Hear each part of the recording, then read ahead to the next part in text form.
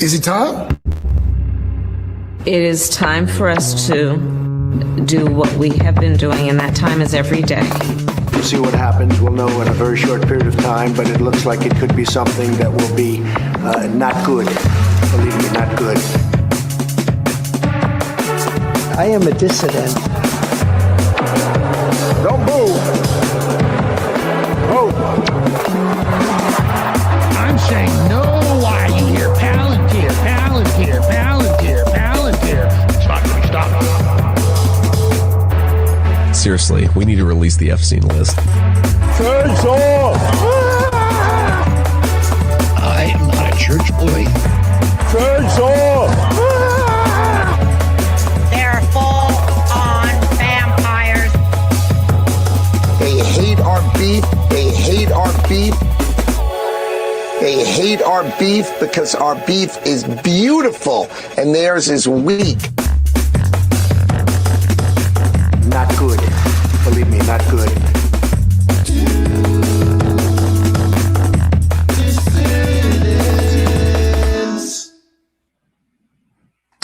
Hello, dissidents. Welcome, one and all, to a Thursday midday edition of the Do Dissidents podcast. Keaton Weiss here with Russell Dobular, of course. Hello. How is everybody doing today? Thanks very much for being here. It's our last show of the week. Thanks, everybody. Russ is going on a journey. He'll be joining us from, you're going to see Angkor Wat on Saturday. Yep, I'm going to Siem Reap. Going to be seeing one of the world's great sites, one of the world's great wonders. Really looking forward to that. That's going to be a 9-hour day. I'm going to do it with a guide first, and then I will probably go back on my own during the week, because when am I ever going to do that again? Once in a lifetime. Yeah, that is once in a lifetime, for sure, unless you end up staying over there. Unless I can't get out. Yeah. Yo, man. Okay, you know what this feels like? This is like in the zombie movies where, it's kind of a trope of zombie movies that you got the protagonist kind of keep seeing like things that are kind of weird, that strike them weird. And you as an audience member know this is the beginning of the zombie apocalypse. And right. As things go on, society starts to break down more and more. That's what this feels like. It feels like I'm traveling Asia during a collapse of society, because I realized they hadn't given me the option when I bought through Expedia for my tickets to China to pick the seats. So I tried to pick the seats. Oh, forget about it. Forget about getting through to an airline, to a person there. I'm seeing, because I joined like expat groups to listen in on their conversations when I was coming over there. So I have a lot of like Thailand traveler groups and expat groups. When I first joined them, it was all like, should I go to Pattaya? Is it worth it? Now it's like, I've been here for 3 bloody weeks. They canceled my flight. I have no place to stay. What am I supposed to do? Yeah. Like, it's all shit like that. It's all people freaking out because they can't get out of Thailand, because they can't get a flight. Wow. Ah, boy. What times, huh? How you like that? Well, this is Russ's almost his last show. So people were asking if this is your last show for a while. No, but Thursday, a week from today, will be Russell's final show before he goes to China. And at that point, he will be back on the show in May. So it'll be Russell's last show for a while. Now, I know he's been wrestling with whether or not to come back to America because, he says, the vibes here are just off and wrong, and everybody's so tense and hostile, and over there, everybody's so nice and calm and relaxed and friendly.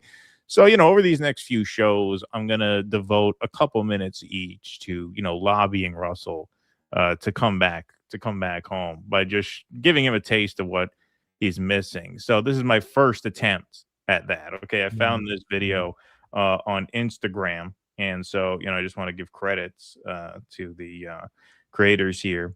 Ed Bassmaster and Philly Offensive. So here's some of what you're missing back home. Here's the vibes. I think this will compel you to want to come back. News, pal, you can't piss there. Don't fucking worry about me. Mind your business. It is my business. Mind your business. Just drank 2 big gulps. It is my business. You ain't supposed to be pissing there, my man. Get the fuck away from me! Get the fuck away from me! Look what you made me do! Look what you made me do! Fucking dirt. Fucking asshole! You fucking asshole! Oh, shit. You see that? I seen it. So there you go. Those are the vibes back home. That's what you're missing here. That's what you're missing here. Oh, he signed off. It was so bad he froze. Look at that. Look at that. Wow. Wasted on him. All right, you got to play it again. And should I shut the Wi-Fi? I'm not sure if there's going to be a changeover if I do that. No, I don't know. You want me to play it again? All right, people want to see it Play again. Play it again, because that. Yeah, no, your Wi-Fi is screwing up now. You might have to make a change. We were doing so well. But yeah, those are the vibes here. Let me know when you change it over, and I'll see if it works. But you said it might take a minute, right?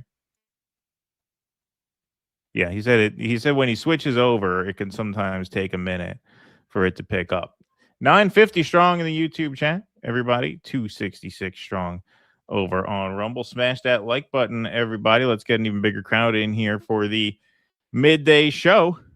Thanks very much in advance for that. 268 over on Rumble. Smash that like button over there as well. All right, are you back? What's up? You there? I think he's switching over.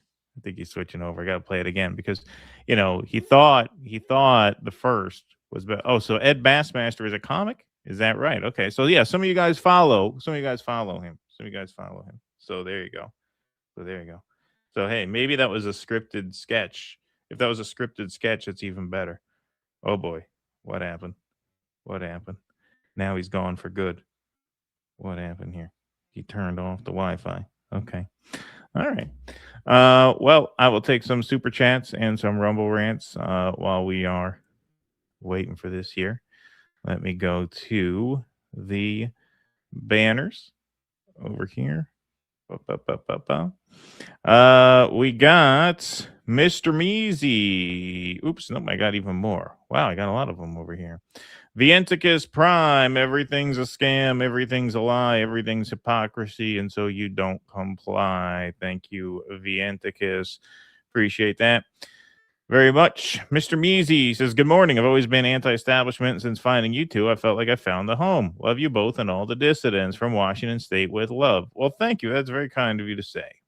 Break the chains, you said at the end. Thank you for that. Appreciate that, my friend. Vienticus Prime, just say it, Russ. America is lame and gay. Well, not so lame. Did you see that video? Was that a scripted sketch there? It may have been a scripted sketch. I mean, same thing. Still captures the vibe of America. Or did he just find that and post it? DD, good news. I asked Alex of Liberation News Network if he'd be willing to have a discussion with you about Jeremy Corbyn, reformism and Trotskyism. He said yes, that you just have to reach out. Okay, well, did we hire you to be our booking agents? I don't remember doing that. I know you were very upset about Jeremy Corbyn last week, but we'll reach out to who we need to reach out to. Thank you. This is what happens. People get on a tear about something, and then they start emailing people saying, "Hey, will you come on do dissidents?" Didn't one guy think? No, that was Michael Tracy. Who thought he was invited on behalf of one of the people who said he should come on our show. Russell, come back for the Wi-Fi. Yeah, that's right. Come back for the Wi-Fi. Indeed. Eric Rousseau, how about the cornhole champion with no arms or legs or committed murder? He stumped someone to death. Yeah, that was a crazy story. That was an insane story. I remember reading that. And I'm thinking, man, that is a contender for the show. That is a crazy headline. He was a cornhole player with no arms and legs, and he was arrested on suspicion of murder. That is really insane. All right, you back? Yeah, I mean, the cellular didn't work, so we'll do what we can. All right. Well, one more time here, and then we'll get started. On the news, pal, you can't piss there. Don't fucking worry about me. Mind your business. It is my business. Mind your business. Just drank 2 big gulps. It is my business. You ain't supposed to be pissing there, my man. Get the fuck away from me! Get the fuck away from me! Look what you made me do! Look what you made me do! Fucking dirt. Fucking asshole! You fucking asshole! Oh, shit. You see that? I seen it. Wow. Yeah. That's the vibe here in America. Ed Bassmaster. Now, somebody in the chat said Ed Bassmaster is apparently a comic, so that may have been a scripted sketch. If it was very good. It was very real. The way they filmed the coffee hitting the car and the well, guys. because that's something that would totally happen in America. It would. That's what makes it good, even if it's real. There's what I'm telling you, man. I've never been anyplace else, and not coincidentally. It's like the closer you get to America, the more likely you would be to see some shit like that. So that by the time you get to England, you could plausibly see something like that in Manchester. Right. Like something along those lines could happen. Right. Yeah. No, yes. Yeah, no, it's totally believable. Yeah, that's an American story. Like you're saying, over there, somebody's taking a piss. What, a guy's gonna roll up and film you and you're going to be on the news, right? That seems like an American phenomenon, right? Honestly, I must say it's pretty interesting. The cultural attitude about public urination is very different here. It's weird because I wouldn't call these cultures in general libertine or licentious per se. So it's not that. It's just that's biology, man. Like a lot of men's rooms in public places are almost out in the open. Like you got a bunch of, I've been to a lot of places in Asia where you got a bunch of urinals lined up sideways in the middle of like a public area where people are walking by and you just go piss there. Like just yeah. People like, all whatever. Right. Your video is completely frozen over here. I can hear you, but we can't see anything that you're doing. I don't know if you're loading stuff in or not. I am not right now, and that's weird because I can see myself, and I can see you. Like all of that is fine. That's fine. But yeah, no, you're So let me try to stop the camera and start it. Maybe. Yeah, give that a try. Why not? Let's see. Nope. Doesn't matter. You still up. There you go. Now you change cameras. There you go. I changed it and then I changed it back. All right. Yeah, it's still pretty fuzzy. Now you got me? Yeah, but it's still very fuzzy. Very fuzzy. But that's all right. You're coming through on audio. All right. Let's get right into things here while I got you on sound anyway. All right. So hey folks, got an update here. Unfortunate update from the Cuba Convoy, delegates of the Nuestra America Convoy, including Chris Smalls and Katie Halper and Diego Alvabar. I think that I got his name right. I hope I did, because his screen name is a little different, have been interrogated and detained on return from Cuba. Solidarity is not a crime. We demand their immediate release. Now, they were detained briefly not so briefly, a few hours, at the Miami airport. Not everyone who was on this convoy got detained. There were people who made it back without a problem. Going into New York, Hassan Piker made it back. I'm assuming Ryan Grimm made it back without a hassle.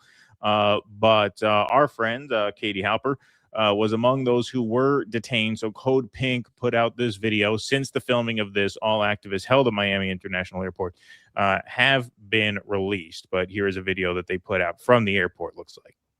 Miami airport on our way back from Cuba, where over a dozen of us have been detained for over 3 hours. Many of our phones were taken and searched, laptops as well. Others were released. They were asking us what we were doing in Cuba. When we all answered that we were bringing a humanitarian aid, they pulled up articles where that's exactly what we were doing. They are directly trying to instill fear in us to not continuing to go on and be on the side of humanity, whether that's in Cuba or whether that's in Palestine. We know that our comrade Tiago is still being held in Panama for over 3 hours as well. Okay, just to pause it briefly, just to fill everybody in, and we went over this with Katie on the show, who, you know, said that legally they were in the clear to do this, unlike the Gaza flotilla, where they knew they were going to be stopped and arrested and not let through. You are allowed to travel to Cuba from the United States, apparently, for certain reasons. Now, humanitarian aid is considered allowed. You're not allowed to go and meet with government people, which was not the aim of this trip. Obviously, it was a humanitarian aid mission, and so legally they had checked all their boxes, crossed their T's, dotted all their I's, and that's why most people made it back without a problem. But, you know, in Miami, they decided they would hassle them. So she talks about similarities between this and the Gaza flotilla, and there's the same humanitarian spirit that motivates both missions for sure. But to be clear, this was a fully legal mission. They flew from Miami to Cuba. So they were not expecting to have problems like this. Now, to be clear, they have not been charged with anything, but just like Max Blumenthal got stopped and rousted and hassled, they did this to about 20 people here. It's also part of the delegation. Well, they were asking me a lot about Venezuela. They barely asked me about Cuba. I did overhear the agents kind of joking about how many of us they were interrogating. And some of them were saying, oh, I want to get more. So for them, it was a big joke to harass activists who were helping the Cuban people.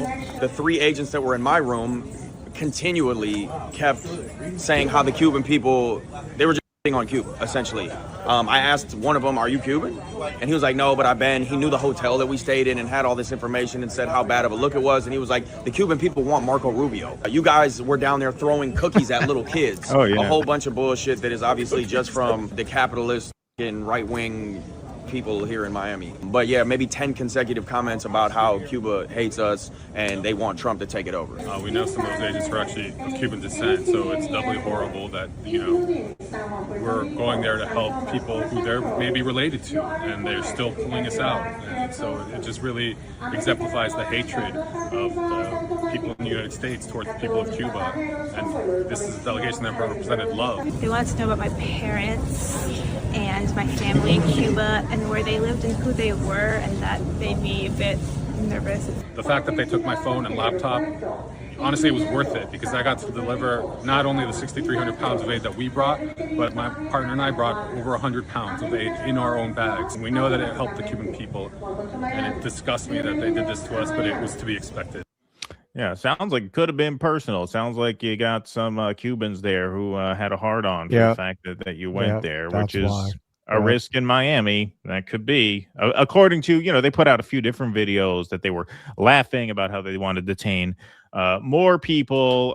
Just really shameful. Just another shameful episode in just a countless run of shameful episodes. You have an island under siege, a civilian population in such dire straits for no reason at all. And now you're going to harass people who went on a fully legal mission to bring humanitarian aid. Just gangsterism.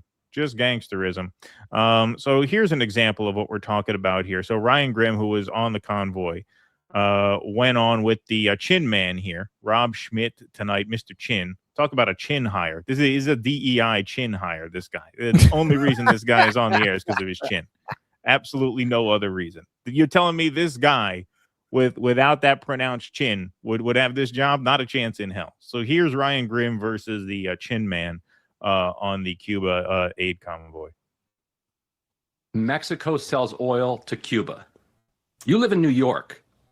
In what world is it a New Yorker's responsibility to stop Mexico from selling oil to Cuba? That's okay. Fair criticism right there. My question to you is, why do you care? Why did you travel there? Why did you? If you don't care, why did you travel there to try and support the regime? No, he does care. They don't. They traveled there to bring humanitarian aid to suffering civilians. Like, what are you even talking about? Like, again, tell me this guy is not hired for his chin. I mean, what kind of a question is that? He saying you don't care, that they're there to, they do care. They care about the people there. That's why they went there. I'm a journalist, and the United States is literally killing people with like we are killing people. I toured 2 hospitals. One was a pediatric hospital. Oh, you do? We implemented a new rule in February that says that if you're a private business, you can import oil, you can import fuel. So the hotel where we were required to stay is allowed by the United States government to have fuel. Hospitals, because they have a publicly run healthcare system, are not allowed to have fuel. I heard a lot of people complaining that the hotel still had power, but the hospitals didn't. Not understanding, apparently, that it is a U.S. rule that blocks the hospitals from getting fuel. I toured the pediatric hospital. You know what the nurses and doctors there told me? They said when the power goes out, they immediately turn on their phone lights and race to the babies on ventilators. Let me ask you this. Because there's a gap. And to cut them off. Hold on. I understand. Hold on 1 second. We're killing babies. That's a real classy move there. Try and cut them off in the middle of a story about how babies on ventilators are about to die because the power goes off in the hospital. But he gets it out. Doctors there told me. They said when the power goes out, he's got 3 guys from Chabad off camera going. Yeah. He's going to pull a Mark Levin. Got a hard break coming up. On their phone lights and race to the babies on ventilators. Let me ask you this. Because there's a gap between hold on. I understand. Hold on 1 second. We're killing babies with no power. There's a gap between when the power... Yeah, I get it. We're killing babies with no power. Right. Like it's a minor detail. Like it's a minor point. Like these people are just the fucking scum of the earth. Yeah, man. Like how could you say a thing like that? Yeah, I get it. We're killing babies because the power's off at the hospital. Yeah. Okay, but let me ask you something. Do you support the regime? Do you support the regime? The regime? They clear these trips in advance as humanitarian aid trips, right? That's why they don't engage on these other questions. We're there to bring supplies to people who all these right-wingers ostensibly support, because don't forget, all of these regime change operations are for the benefit of the people, right? Whether it's the Iranian people or the Iraqi people, or in this case, the Cuban people, it's the people being oppressed. And so you're supposed to have humanitarian concern for the people if that means removing their leader, not if it means bringing them supplies when the civilian people are being starved out. Well, you know what the nurses and doctors there told me? They said when the power goes out, they immediately turn on their phone lights and race to the babies on ventilators. Let me ask you this. Because there's a gap between... hold on. I understand. We're killing babies with no power. There's a gap between when the power goes out and when the generator kicks in that can be up to like 5 or 6, 7 minutes. Yeah. A baby can die in that time on a ventilator. So they have to take their phone, turn the light on, race, and hand pump the ventilator. Because the United States has decided that Mexico can't sell oil and fuel to Cuba. What does that have to do with the United States? That's fine. If you want to say it's not America first, that's fine. But let me ask you this. No, he didn't say it was not America first. The problem with that is not that it's not America first. I mean, it's not America first, but that wasn't his problem with that. His problem is that you're putting babies in grave danger for no reason. Now, because it's a government-run hospital, I don't even know if they were allowed to deliver aid. He just went as a journalist and interviewed somebody. I don't know if they were allowed to bring supplies to that hospital. I don't know that. Maybe they weren't. I'm not sure. But the point is, the moral of that story is not simply that it's not America first. It's that you're putting babies' lives in danger for no reason. Now, there was a report that a bunch of babies had died on ventilators. That turned out not to be true. So that's, something approaching good news, if you will. But look at what they have to go through to save these babies. They have to go and hand pump a ventilator for 5 minutes until the generator kicks in. And to go and bring aid to a population that is in such dire straits, that makes you a suspect. You feel at the airport that you have something to be ashamed of for having done that, or something to be fearful about, that you're going to be looked into for having done that. If you were to go to Tel Aviv and back, you wouldn't face any such scrutiny there.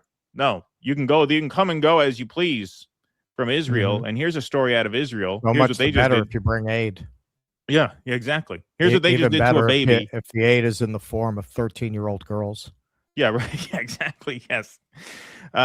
Here's what they just did to a baby in Israel. Israel kidnapped and tortured a 1-year-old child in front of his father. Tortured a 1-year-old child in front of his father for 10 hours. Burning cigarettes and inserting nails into his legs. What? Yeah, in an attempt to extract a false confession under duress. Israel kidnapped and tortured a baby. Yeah, they took a guy and his baby, and they tortured the baby until he confessed to whatever they were trying to get out of him. They then returned the baby to the Red Crescent people who came in to pick him up. But the father is still being held. And so that's how Israel treats babies. That's how Israel treats babies. But you can go to Israel and back and not have any problem. You go to Cuba and back, where we turn the lights out on hospitals and make nurses pump generators by hand so that the babies don't die. And they treat you like you're some kind of villain when you come back. Some chuds at the fucking airport think it's funny to harass you for 3 hours and ask, why did you go there? Why'd you go there? Because you care about children and babies and civilians who, through no fault of their own, are under siege right now. It's really disgusting. It's really shameful. It's really just hideous. It really is. This moment in so many ways is just so mask off for this country and for the West more broadly. We're glad that these convoy people made it back, that they're out of detention now. And, this is nothing new. This is nothing new. Hassan Piker was detained a while back for something else. He was in France for some reason. Max Blumenthal got stopped at the airport on the way back. They do this just to harass you, just to prod you, just to let you know they got their eye on you. In this case, you got people going over there, like I said, on a fully legal humanitarian aid mission, and they get subjected to that for doing a good deed. Meanwhile, look what our allies do to little babies. It's just horrible. Russell quit again. All right. Well, I nailed that. That's the good news. There you go. Yeah, man. I did not hear. Do you hear me? Yeah. I did not hear that story about the baby. Like, you mentioned it when we were prepping. That is unbelievable. And that's in a context where we've been hearing of the horrors that Israel is committing for years. And that's, wow. No, our audience alerted us to that on the last show. They said, hey, did you hear about that? This is the kind of thing. You're on a delay, that's why. Don't worry. All right, go ahead. Right. They were mentioning it in the comments. This is honestly, we covered an article from 972 of Israelis who have left Israel because they don't want to be complicit. I don't know, man. I'm definitely thinking about it. Like, I don't want to be complicit. Like, if you look at what we're doing, it's just all around the world. It's just a level of evil, the things we're doing and the things we're supporting. It's just, especially having been exposed to other cultures that really, you know what I see again and again all through these countries that have actually, and this is really the difference, that have actually experienced war on their soil, that have actually know what it is to have bombs dropped on your head. Peace. You see all these signs everywhere. We're for peace. We love peace. I see it in Cambodia, see it in Vietnam, saw it in everywhere. Peace. You go by the public schools, there are all these signs, peace to the world, peace to everybody. Vietnamese constantly brought up how proud they were to have not been in any kind of armed conflict since the end of the war, since 1979, since actually they kicked the Khmer Rouge out of Cambodia. And then you got America, which just renamed the Department of Defense the Department of War. Yep. That's killing babies in Cuba for absolutely no reason at all. Not that there is any reason for that, but what we're doing to Cuba, there's just absolutely no reason for it. It's just not normal, man. It's just not normal. Like, no other people are like this. And it's been observed many times, and it's definitely a big part of it. Americans don't know what it is to be on the receiving end of that. That's part of why they're so cavalier about doing these things to other people. But you look at that anchor, the way he's talking to Ryan Grimm, that is a whole personality style that really defines the whole regarded conservative movement. It's a posture of, yeah, I know what's really going on. It just appeals to a certain kind of small dick loser to carry themselves that way. Oh, yeah. Well, you know what? This is what's really going on. No, you don't know. Fuck it. You don't know shit about fuck. What are you talking about?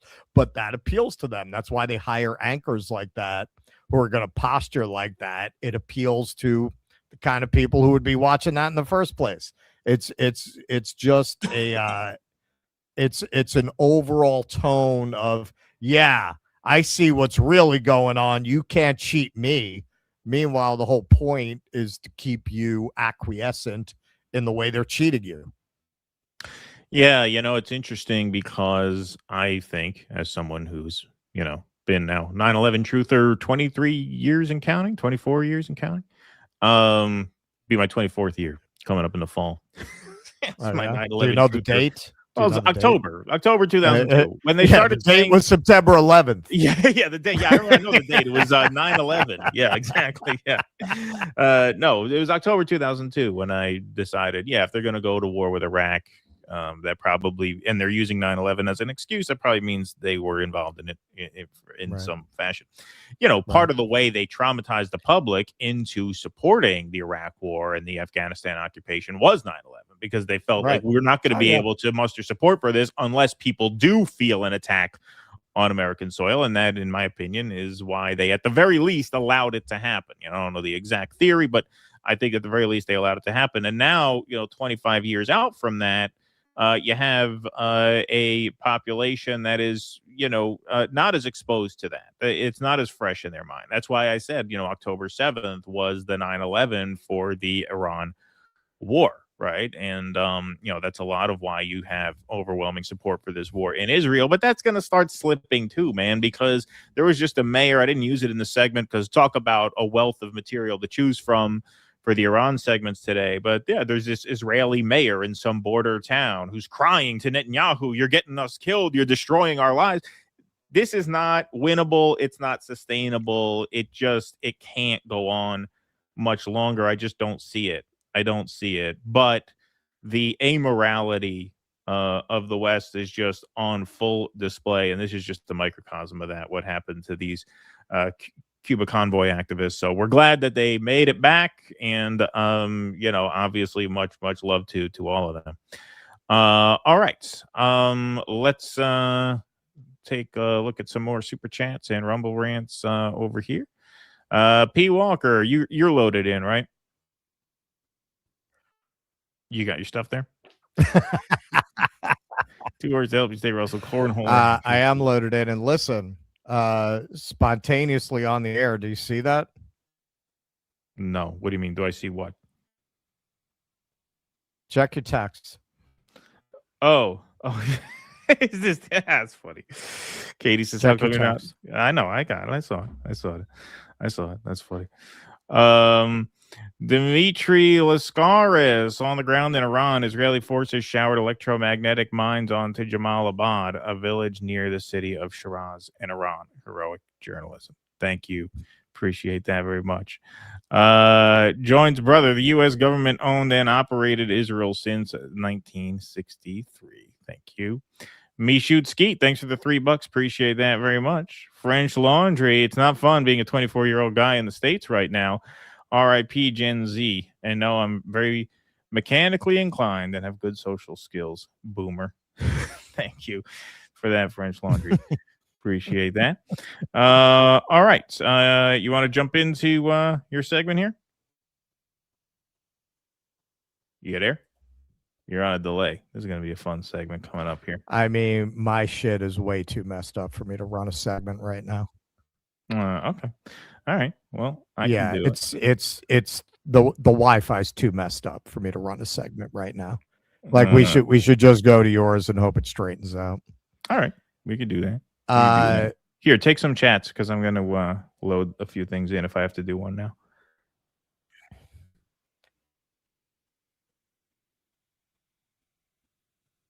You're Say what? you're on quite the delay. Yeah, it's a mess. Yeah, it's a big mess. Big miss. All right. So now it just kicked in. Oh, all right. Like all of a sudden it just straightened out. All right. So try it. So go should I for just it. go? Yeah, Yo, just go for it. do you want to see if Katie wants to come on? Just remember. Let me see. I mean, I guess she got her phone back. Yeah. I don't know. Did you get her phone back? All right. I'll take a look. All right. Or maybe we're being entrapped. Yeah. Right. Yeah. Maybe it's entrapment. Yeah. All right. Go ahead. Just make sure you don't. Just make sure you can't play that Shapiro video. Remember? Look, man. If she says I'm only 16, is that okay? Immediately end the conversation. Then you know. Exactly. Then you know. Exactly. Because Katie would never say that. Right. Exactly. That's they'd be giving away the game. All right. So Marjorie Taylor Greene put out a little bit of a banger today.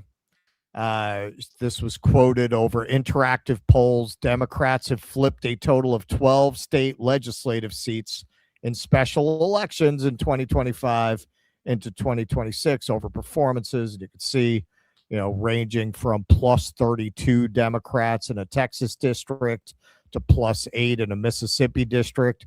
And this is what she had to say.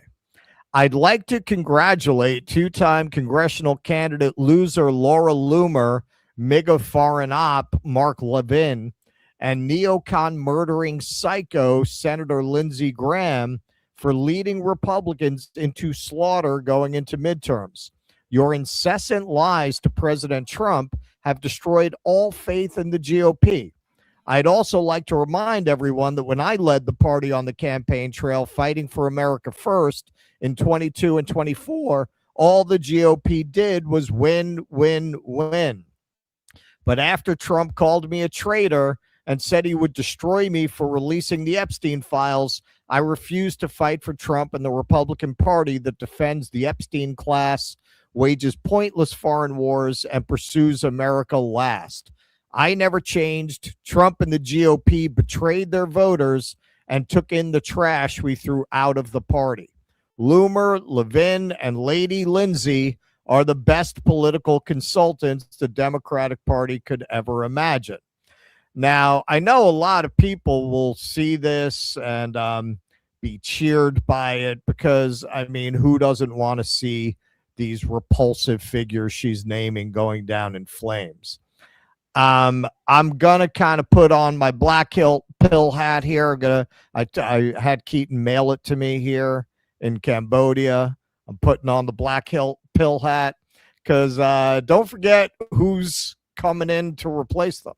Don't forget who's coming in to replace them. That's Gavin Newsom tweeted that out after 48th October president 7th. of the United States. 48th president Newsom. California stands with Israel. And also in October 2023, Gavin Newsom did the very important state business that California voters elected him to do. He went to Israel. He went to AIPAC, gave him a big shout out. Thank you, Gavin Newsom, for visiting Israel and standing shoulder to shoulder with our ally. Don't play coy. Just say us. Just say us. You're not an American. You're not Americans. Right. Come on.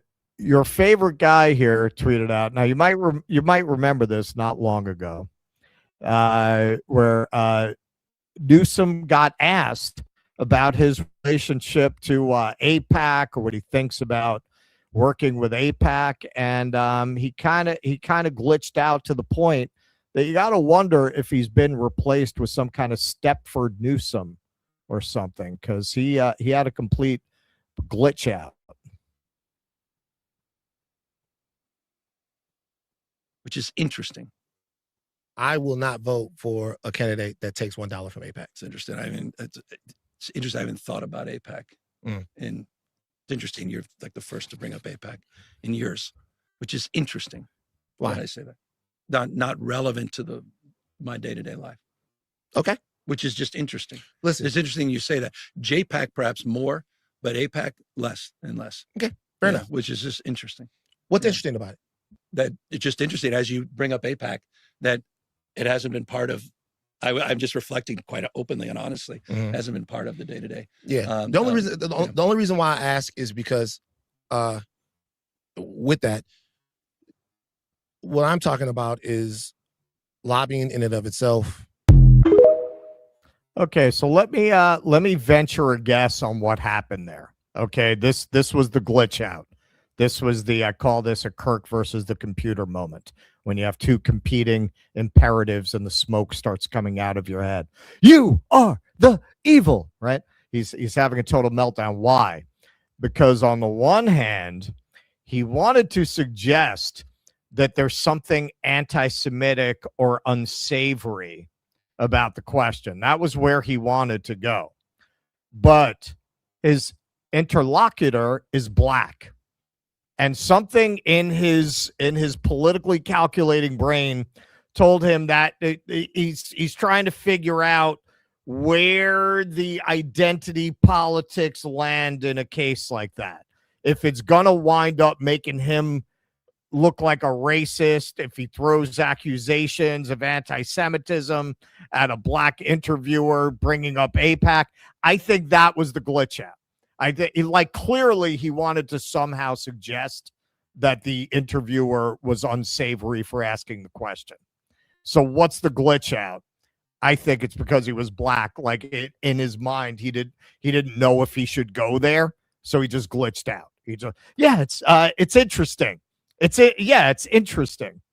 And then this was in January. I was going to play the video that Keaton reminded me that in spite of the fact that he is an elected public official, Gavin Newsom is such a douchebag that he will copyright claim you if you clip his stuff, which actually, if any of us had any real money to challenge it, is probably illegal. Yeah. He's not just copyright claim figure. Yeah. Yeah. Not just claim it, block it.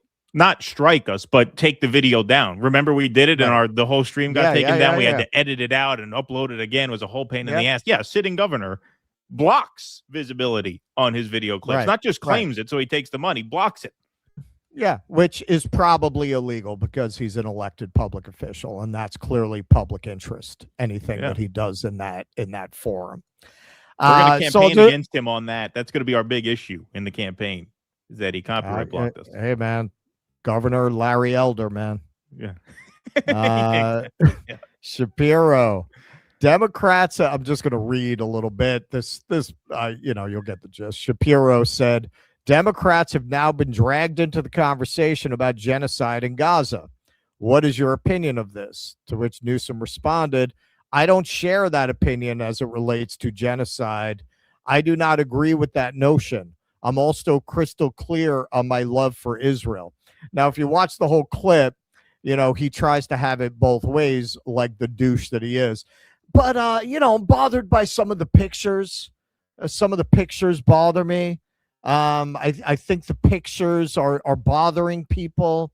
And Shapiro, of course, like a Zionist dog that he is, won't accept that. Well, because once you start saying genocide, because then it becomes acceptable to penalize Israel. So it's very dangerous, right? So, they go back and forth and just, total agreement. Oh, it's not a genocide. That's crazy talk. Once again, this is a list. I've shown this before of organizations and groups, including Doctors Without Borders, the United Nations, Amnesty International. This is the list of groups still going that have acknowledged it as a genocide. Even Israeli human rights groups like B'Tselem and Physicians for Human Rights Israel have recognized this as a genocide. So I guess they're anti-Semitic too. I guess they're biased against Israel, these Israeli groups. So now this week, Newsom went on with Pod Save America and decided to give this whole thing another shot. It's like he's throwing stuff against the wall and seeing what take on this he can make stick. have looked at the Netanyahu regime and felt like, you know what, we don't like the trajectory he's on. It's time to rethink the U.S. relationship with Israel, especially military support. Well, Where do you Bibi's stand? making that easy right now. Let's talk about that. But the issue of Bibi's interesting because he's got his own domestic issues. He's trying to stay out of jail. He's got an election coming up. He's potentially on the ropes. He's got folks, the hard line, that want to annex the West Bank. I mean, Freeman and others are talking about it appropriately, sort of an apartheid state. They couldn't even, I mean, we're talking about regime change. For 2 years, they haven't even been able to solve the Hamas question in Israel. So this is, I mean, you know, I want to be careful here, but, you know, in so many ways, that influence in the context of the conversation of where Trump ultimately landed on this is pretty damn self-evident. And so Rubio may have been saying something else in the context of what he ultimately said in terms of being sort of pulled into some of these things. But I will say this, didn't surprise me in this context. I don't know if it was Napoleon or whoever said about a sword, the only thing you can't use a sword for is sitting on it. And when you bring 2 aircraft carriers out there and you assemble the kind of military force that Trump did. All right. So he said it's kind of an apartheid. It's kind of an apartheid. You can't say that. You can't say that. Kind of an apartheid. And, I want to be careful here and ramble for 3 minutes before and 3 minutes after I say that, kind of massage it in. Yeah, you like how he just kind of slipped it in. You know, it's and he doesn't even commit to it. He doesn't even have the courage of the. Well, you're talking about kind of an apartheid state. Well, it's not. There's no kind of an apartheid state. It's an apartheid state or it's not an apartheid state. But this sweet summer child here got really excited. Gavin Newsom won 2028. The moment Gavin Newsom condemned Israel is the moment he won the election. Wow. You haven't been involved in politics very long, have you, kid? You know, immediately the Israel first traitors to the United States, people who claim to be American but actually work primarily for Israel, came right out like Pennsylvania Governor Josh Shapiro to correct Newsom on daring to suggest such a thing. I've been dragged into this conversation. Some drag, some run with you. Oh, hang on. Flags on the basis. Oh, whoops. See, that's what happens when you have to keep reloading everything. Oh, I know why that happened. All right. You want to give me a minute? You want to buy me a minute? You're muted. Oh, yeah. You know why that happened? Because they're both named Shapiro. Oh, okay. So you got more and more. Shapiro. All right. I got it, actually. Oh, you got it now? All right, good. Good. All right. To a broader question, you mentioned apartheid, right? Or that was the comment that was made. This Shapiro. And I would just Shapiro. say, as we engage in that, we should first address this fundamental question of what do we want in that region? And if we really want peace, and I believe you want that, then we've also got to be acknowledging that language matters here, that words matter, and that we've got to use words that are actually rooted in reality and are able to bring the temperature down to create a space for that peace, for that opportunity. And so that's how I view this entire conflict. I would also say that it is really important that we create space, which you do, for dialogue that is thoughtful and dialogue that's rooted in reality and dialogue where we're precise with our words. Yeah. Where we're able to acknowledge there's a lot of nuance. I want dialogue where you don't say things that I don't like.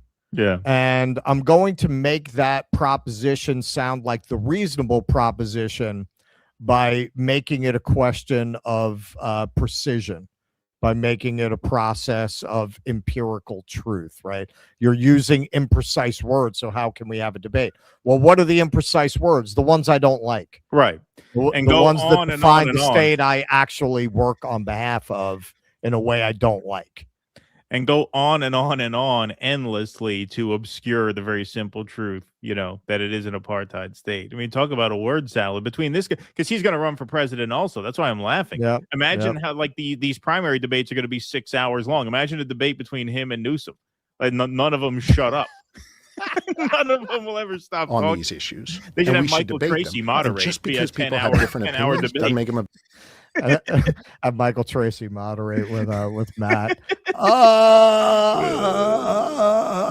don't know about that. bad person. Now, you have And just 60 because seconds to someone answer. Now, doesn't agree understand with before you the start by 60 Netanyahu seconds. government- It's okay if you go 55 seconds. It's okay if you go maybe 70, 75 seconds. If I sense that you're mid-sentence when you're entering your 60th second, I might not cut you off, but I may. So just so you understand, you have a roughly 60 seconds to answer your question. Okay, go. Which I don't on many, many things, doesn't make him an anti-Semite. Just because I disagree. All right, see, now this is how they try to make themselves sound like they're the reasonable ones, like they're the liberal ones. No, hey, if you have a problem with Netanyahu, that doesn't make you an anti-Semite. That's fine. Okay, so you got two things going on. For one, he's doing the Bernie trick. Anything that's wrong with Israel is the fault of Netanyahu. It's not inherent to Israel. And also, hey, I'm a reasonable guy. I have problems with Netanyahu too.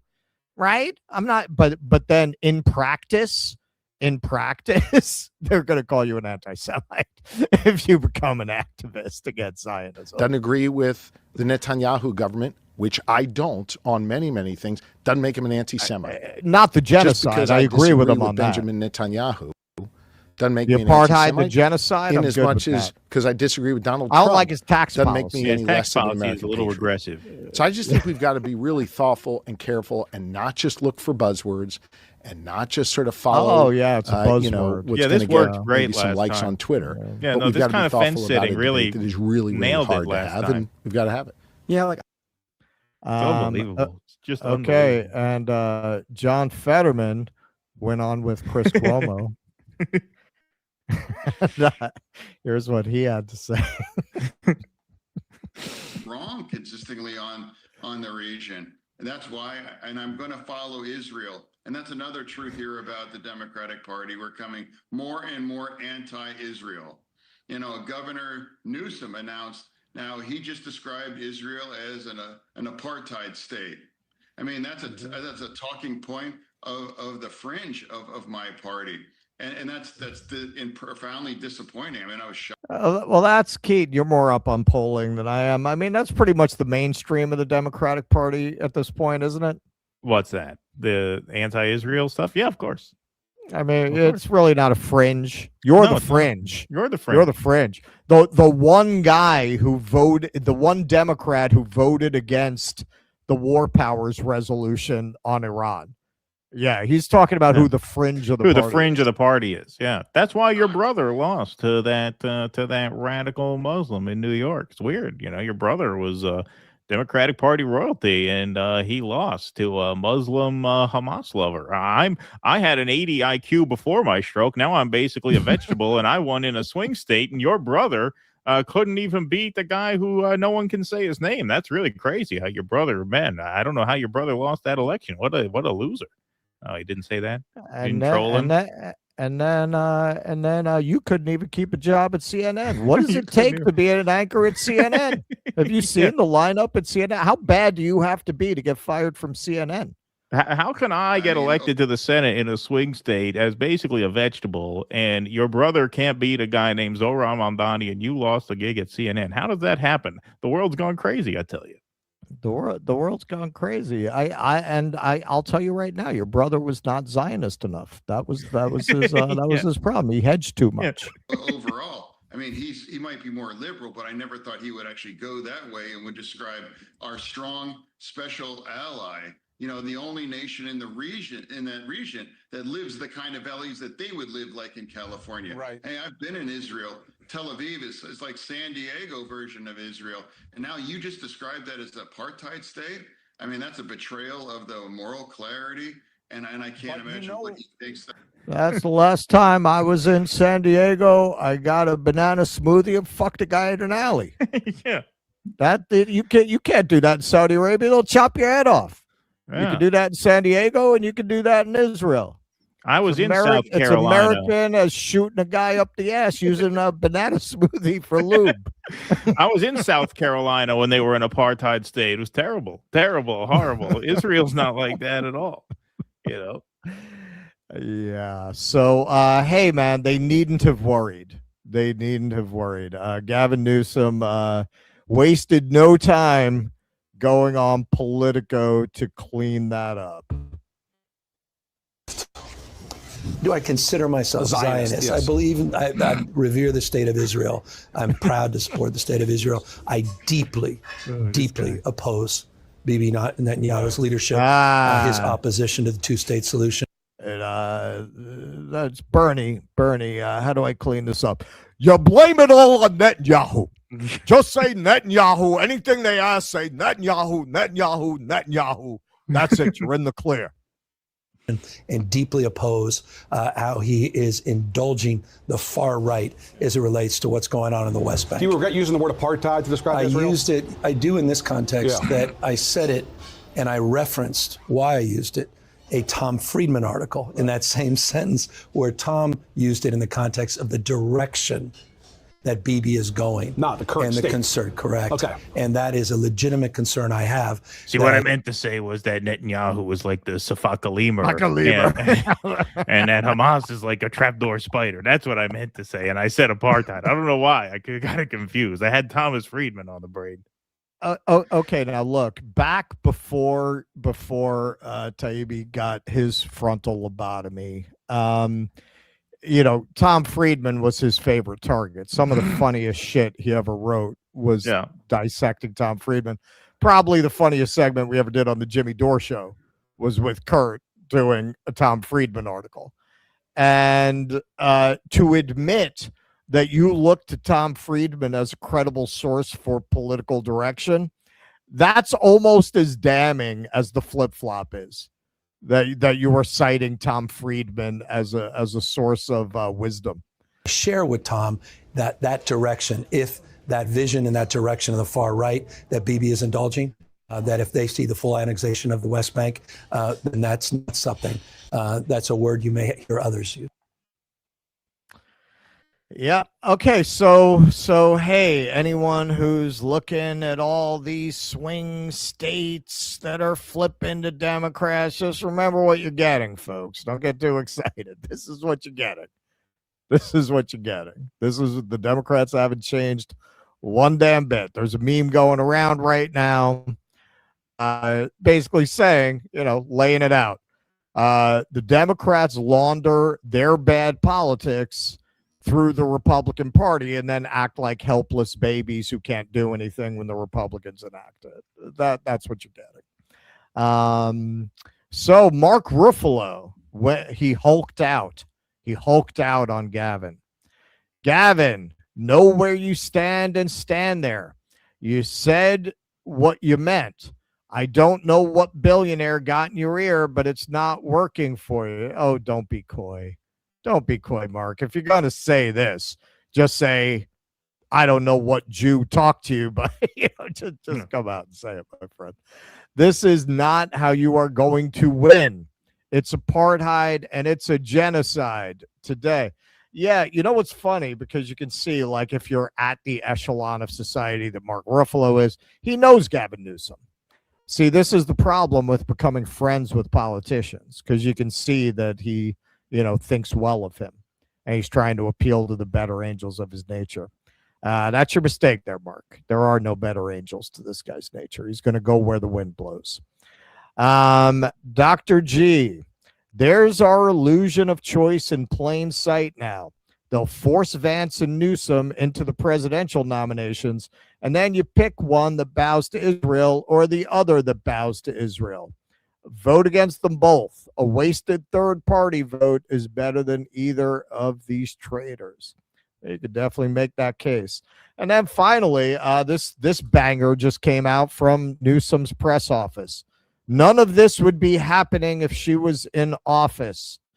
Peter Dow pointed out, it literally happened when she was in office. Well done, Mr. Dow.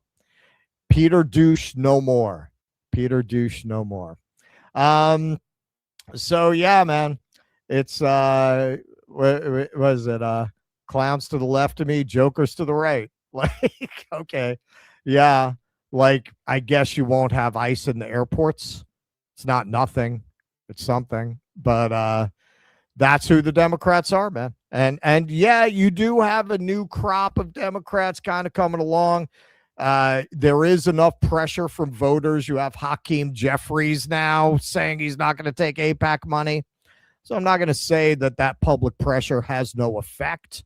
But the Democrats are maybe, 2 points towards what would be a 10-point standard of disavowing Israel. They're about 2 points on that road. By the time they get 10 points there, Israel's either not going to exist anymore by its own doing, by creating so much backlash for their constant violence that they're eventually destroyed as a state, or they're going to have wiped out their neighbors by the time the Democrats are willing to take a firm stand and disown Israel. Yeah, it's pretty pathetic. It's just amazing how you see, the prominent Democratic politicians so addicted to that word salad, even after Kamala loses all 7 swing states. Well, I think we really have to get serious and have a discussion about what words we use, as if there's any audience for that. Like, it's just unbelievable to see. But I mean, when you look at the opinion polling of the party bases, I mean, the Democratic electorate is now less than 20% pro-Israel. I mean, it has just moved dramatically to the point where I do feel like it will affect the primaries. And I don't think Vance is a shoe-in on the Republican side either. I think Newsom and Vance both go in as favorites. Vance for obvious reasons. He's the sitting vice president. And I imagine, I'm still sticking to this, that I think Trump is going to have to resign and Vance is going to be an incumbent running in 2028, in which case it's a lock. I don't know that there will be a Republican primary. But if there is, I don't think he's a lock for it, because I think if Trump stays in long enough for there to be a Republican primary, I mean, the brand of anyone from this administration is going to be in shambles beyond what it is now, and it's in shambles now. And I think because the Republican brand is in such dire straits now, I think that's boosting Newsom artificially now. And even now, if you look at the polls, he's not killing it. He's less than 30% in almost all of these polls. And this is why, there is a lot of very intense anti-Israel sentiment among the Democratic base, and that's going to make itself felt in the primary. Like, you're going to be protested at your rallies if you talk that shit, in a Democratic primary. You're going to lose support. And the fact that there's not a prohibitive frontrunner means I think the first few states are going to be reasonably close where that can swing it. Unfortunately, foreign policy is never front of voters' mind, but it doesn't have to be front of mind to affect races at the margins. It affected the 2024 race. I mean, multiple surveys and postmortems have come out and said that the biggest factor in Biden voters choosing to stay home and not vote blue in 2024 was the genocide. And so it can swing things. And I think I'd almost say probably will. I think Newsom is a lot stronger than I thought he'd be at this point, because the Republicans are so weak. And Newsom looks like a president. He's going to raise tons of money. He's the governor of the largest state, whatever, 5th largest economy in the world. He seems formidable next to a Republican party that is just in shambles. I mean, new polls came out having Newsom just trouncing all the Vance, Rubio by 8, 10, 12 points, because he kind of seems like a generic Democrat who is a plausible candidate. But, that's going to change over the course of a year's worth of primary campaigning. And I don't think he is a shoo-in for the nomination at all. I've said it before. I think people are sleeping on John Ossoff because he's running for Senate now. So there's not a lot of conversation about the presidential run. If he delivers Georgia by a comfortable margin, I think that's going to catapult him into probably the B tier overnight. Now, I don't know exactly what he says about Israel. I'm assuming he's a liberal Zionist. He's probably slightly better than Newsom on it, if I had to guess. And you want to say none of that's good enough? Of course, none of that's good enough. Ultimately, what this comes down to, folks, and I've said this over and over again, and this is a bit of a black pill take, but I think it's clear-headed. The solution to this is not going to come from within the American system. We are too compromised as a country. What's going to happen is economic boycotts taking Israel down over time, and a transfer of global power from the United States to an entity that's more humane. That's going to be what does it. If you're looking for a president who's going to be based on Israel-Palestine, you're not getting one. You're not getting one. It's just not happening. It's not coming out of the Democratic Party. It's certainly not coming out of the Republican Party. And so you're just going to have to live with that. That is just a fact of life. But yeah, I don't think Newsom is the shoo-in that people think he is because of this. I mean, he looks terrible. He looks clumsy. When those fires happened, I thought that was the end. He's being boosted now because the Republicans are so horrible that he passes as the generic alternative. And I think that's boosting his numbers. Yeah. But I think after a year of campaigning, it's going to be different. I really do. All right. Am I on a delay? I think you're hearing me on a delay. Yeah, am I coming through? Am I coming through? Yes, but it's on a delay. That's why. Oh, God damn it. No, it's on a delay. See, he's going to hear that in 2 seconds. Yes, no. Yes, you are, but it's on a bit of a delay. Unless you can't hear me. Yep, you're coming through. It's just on a delay. Yeah. I'm going to text them. I'm hearing like every fourth word right now. Oh, okay. All right. Yeah.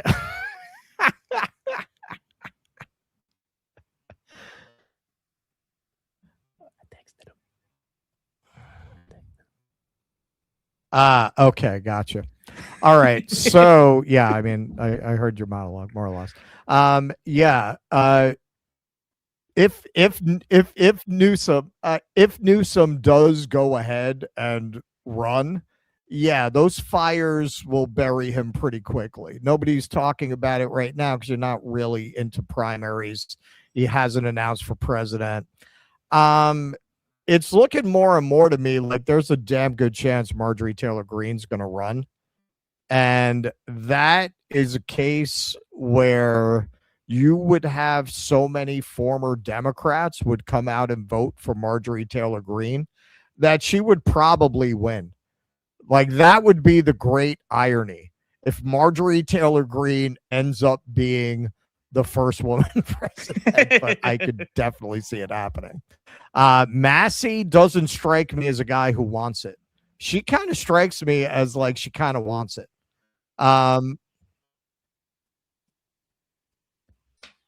So I think that she might go ahead. In terms of the Democrats, John Ossoff is a big surprise to me because I remember when he was running and he struck me as such Melba toast when he was running. He was running at the same time Warnock was running.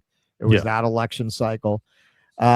He struck me as a total non-entity. I'm very surprised that he's turning out, and he's been very quiet since then. Like, he hasn't been somebody you would notice until all of a sudden he started dropping these really good speeches.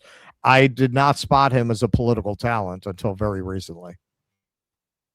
Yeah, no, but I think that, especially if he wins Georgia by a comfortable margin, which he's likely to, it's going to make him a very attractive option to a lot of primary voters because he doesn't come. First of all, they're going to crush Newsom. Newsom has all kinds of big vulnerabilities, including the most basic of all, which is gas prices, right? Like, they're going to run ads of $6 gas in California. Yeah. And say this is what's coming to you. Right. Now, is that a real argument? Not really, but this country's fucking dumb enough to fall for it. Of course they are. Of course they are. And so, yeah, Newsom has a lot of vulnerabilities. It's not a sure thing by any stretch. All right. Let me just make sure I got some momentum here. All right, folks. All right. So before we go any further, I just want to do a little something because, we spend a lot of time on this show talking about how rigged the system is, whether it's the military industrial complex or corporate media. but there is, of course, a rig system that hits your wallet right now, especially if you're one of our beloved seniors who watch our show. If you're approaching 65, you're likely getting bombarded by huckster agents pushing Medicare plans that pay them a fat commission. That's right. Lots of seniors get pushed onto plans they don't need by agents seeking a higher commission. It is a total racket, and it leaves you holding the bag. So that's why we partnered with our friends at Chapter. Chapter are the only advisors in the market that compare every single Medicare plan nationwide, and their advisors are independent and unbiased. They advocate for you, not big insurance companies. Novel concept, right? In fact, one member was told by their agents to leave his current plan, but Chapter told him to stay put because he already had the best coverage for him. So if you call up Chapter and they realize you already have the best Medicare plan for you, then that'll be the end of that, because Chapter's agents are salaried. So they're not looking to sell you on anything you don't need. They're there to help you find the best Medicare option for you. The call is free. It's simple. It's refreshingly honest. Connect with an advisor today at 404-706-0804. Once again, it's right on the screen there, 404-706-0804. That number is set up just for Due Dissidence viewers. So not only are you going to speak to a person when you call that number, the person you speak to is going to know who sent you. So that's 404-706-0804 to help you navigate through your Medicare options and find the best Medicare option for you. Very excited to partner with them. We do hope you give them a call. It's no nonsense. You're going to talk to a person within seconds of dialing that number. No infinite menus of press 1 for this, 2 for that, 3 for this. They'll have a lovely voice greet you, and then you'll be put through to a person who will know who sent you, because that is our direct line, 404-706-0804. All right. We don't want our boomers to get taken advantage of. We love our boomers. You know, it's what we always say. Yeah. This country wouldn't be what it is without the boomers. Without the boomers. That's right. That's right. So give them a call if you're looking to simplify the Medicare enrollment. Because, yeah, apparently 1 in 10 Medicare recipients are getting forced off of their plans this year. So there's going to be a lot of reshuffling of the deck there. So do give them a call. The link is in the description if you want to inquire online, but the phone number is the best and easiest way to get in touch. All right. You want to take some super chats or Rumble rants there? Sure. Yeah, you know, it's funny. Like the second that we cleared up our finished our takes on Newsom, kicked right back in. I think we're being sabotaged by the communists. Yeah, or by the Newsom campaign. Or by the Newsom campaign. They have a long reach. Yeah. Eric Rousseau, how about the cornhole champion with no arms or legs who committed murder? He stumped someone to death. Oh, yeah. Good one. Oh, boy. You might have. Oh, there you go. Now you got it. Vianticus Prime, you got more and more arrests because cops do little more than use facial recognition software. I'm waiting for a headline. Police officer uses AI to identify criminal and arrests. Yeah, I got you. Hey, that's not. Yeah. We're not far from that, man. We're not far. Fable for 2, Chin Man. Okay, but let me ask you this. Do you condemn Hamas? I looked for that's basically what it was, right? Yeah. I looked for a Chin Man sound drop. I couldn't find one. I want to find one for him. It's true. You're telling me that guy gets hired without that chin? No way. No way. He's like, what's the Dick Tracy villain with the chin? No, I know who you're talking about, but I don't know the name of him. Epstein could, I forget the name of the character. Epstein Kushner, 28, from Sparky. Well, it could happen. Mark P. Thickout. Have you considered inviting Bad Hasbro with Matt Lieb and Daniel Mate? I think it would be a hit. Daniel is also a music buff like Keaton. I understand Daniel's also a theater veteran. I understand he's also a New York theater veteran. Yeah, I mean, I'm open. I'm going to need a lot of guests in April, so my Rolodex is open for sure. CJ Affenway. We'll have to catch the live stream a little later, but wanted to show some love on my birthday. Happy birthday! Happy birthday! We need a happy birthday sound drop here, actually. But yeah, happy birthday, my friend. Free Palestine and fuck the Epstein class. That's right. Yes, we do. We should have one on the soundboard. Peter Ive. I signed that the A&E signed. Yeah, is that what that says? The A&E for the truth about 15 years ago, after the NIST report on World Trade Center 7 came out. Okay. Mark Pugliese. Boys, Kim, I had a bunch of funny Iranian satire videos with Lego people in some. Each is fucking awesome. Check them out. Yeah. Iran's been dropping some bangers. Yeah. EO Shush, a more accurate title would be Department of War and Genocide. Yeah. The one implies the other, I think, with us. That's right. Virtuoso, after hearing that horrible story about that kidnapped baby, the USS Liberty should have been America's first 9/11 so they could end the Israeli state once and for all in 1967. Yeah, well, that's why they whacked Kennedy, right? To make sure no president would ever do that. Right. Kenman G, Iran War, the movie, straight out of Hormuz. Check trailer out on YouTube. No, I saw that. I saved it. I would think I'm probably going to put it in the intermission this weekend. Starring Judi Dench as Keir Starmer. Yeah, it was good. Well, Marjorie Taylor Greene shared that. That's how I saw it. Oh, really? Wow. Yeah. Mark P. Thickout. I first thought you'd put "You Can't Piss There, Man" on your soundboard, but then I realized it would be overused talking about you. Yeah, right. Yeah. Policy. It really would.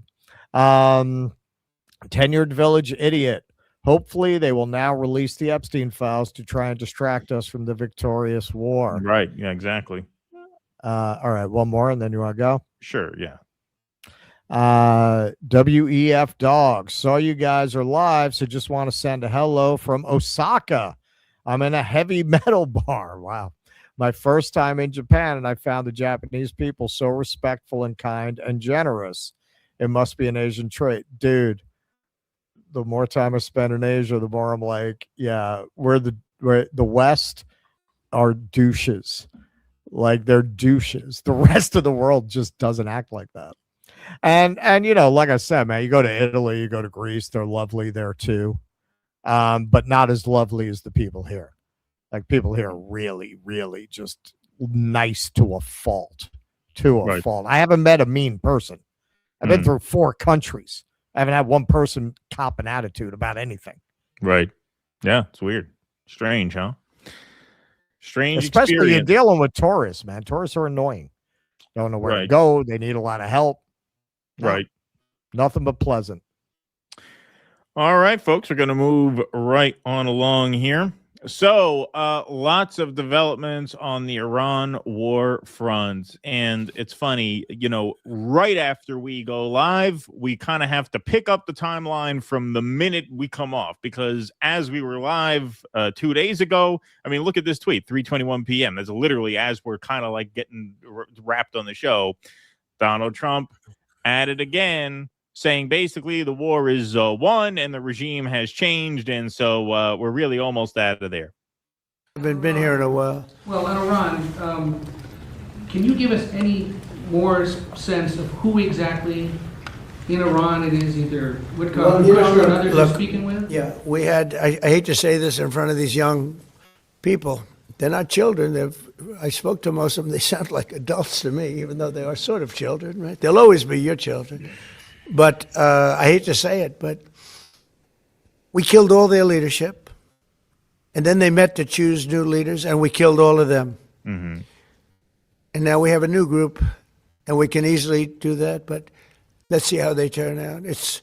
We have really regime change. You know, this is a change in the regime because the leaders are all very different than the ones that we started off with that it's like created all those chairs. problems. So this was, I think we can say, Jason, this is regime change, right?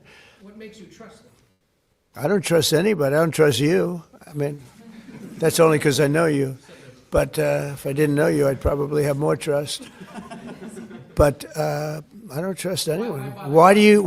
I heard they're scheduling a pride parade for next week, so that's a pretty big change for Iran. You can thank Why me do you for that. say that?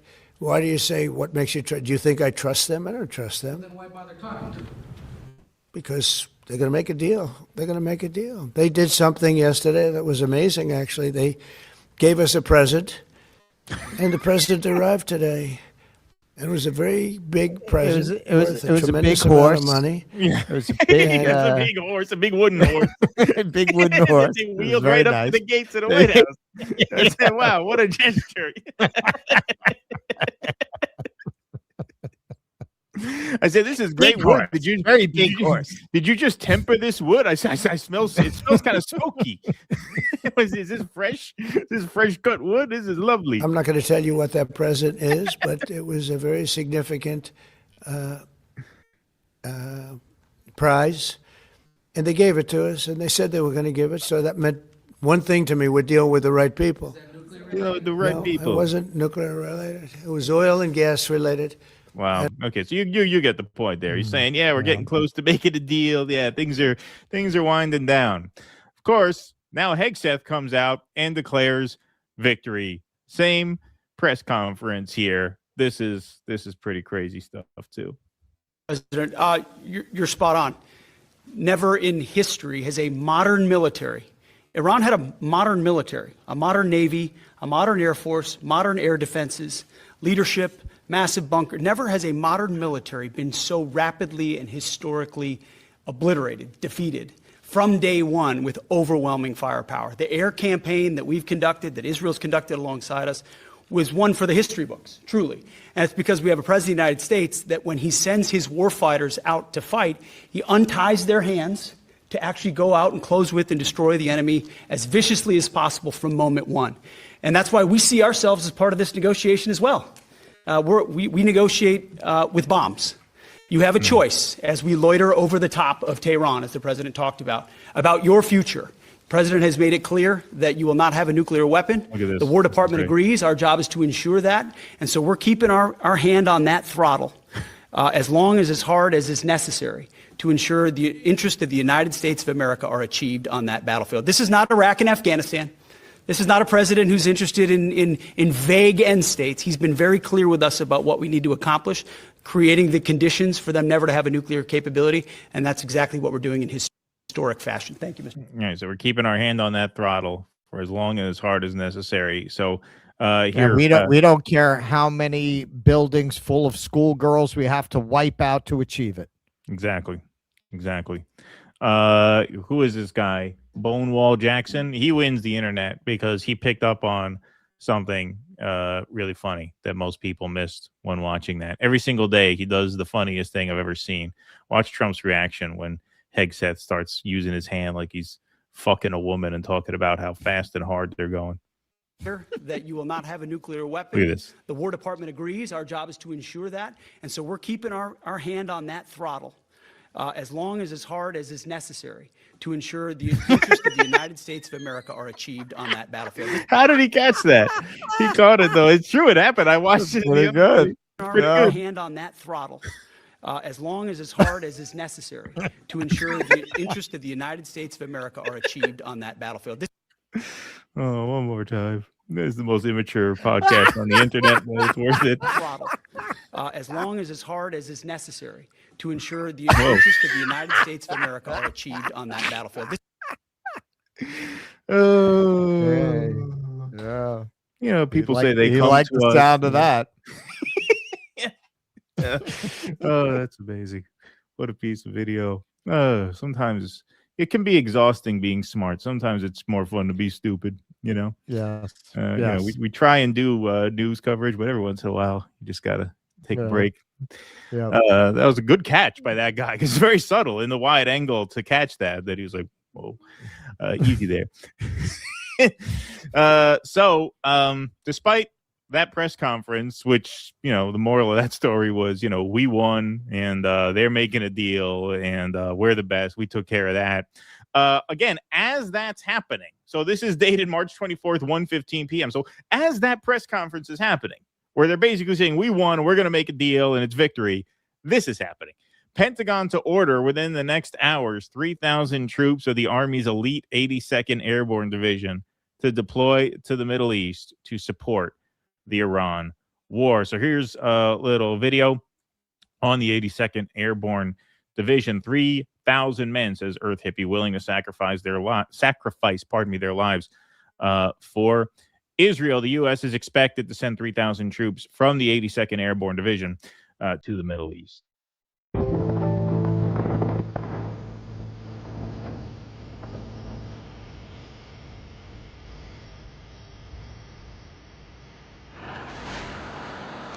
Put my scope test up.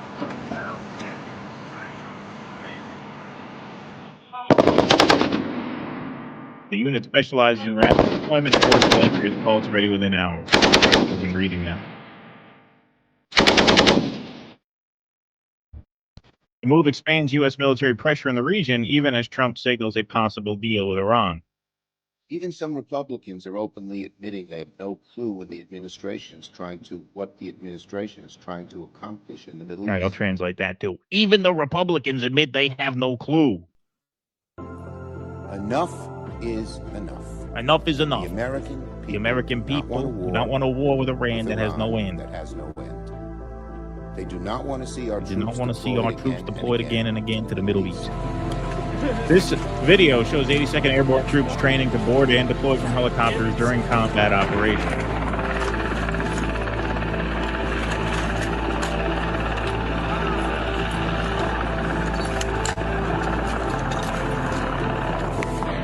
The 82nd Airborne is deployed in major U.S. wars, including the 2003 Iraq invasion and the Afghanistan war. Yeah, so that's a very bad sign, of course. Al Jazeera put that report together. Not good. Believe me, not good. So here's Carolyn Leavitt being asked about this, because as we mentioned, as Trump and Hegseth were declaring victory in the Oval Office, news was breaking that we're sending the 82nd Airborne. So that's pretty confusing. So Leavitt was asked to clear this up. Let's see if she does. Johnson today described the conflict as wrapping up, but the 82nd Airborne Division, they're typically deployed at the beginning of conflicts. So does the White House consider this conflict as wrapping up, or is it changing shape? As I said at the beginning of my remarks, we are meeting our goals of Operation Epic Fury expeditiously. The president likes to maintain options at his disposal. It's the Pentagon's job. Yeah, likes to maintain options. Okay, so no clarity on that front. Big surprise. Big surprise. But the Iranians are making preparations. Iran building up defenses of Karg Island to protect against potential U.S. ground attack, sources say. So as we build up troops there, the Iranians are preparing.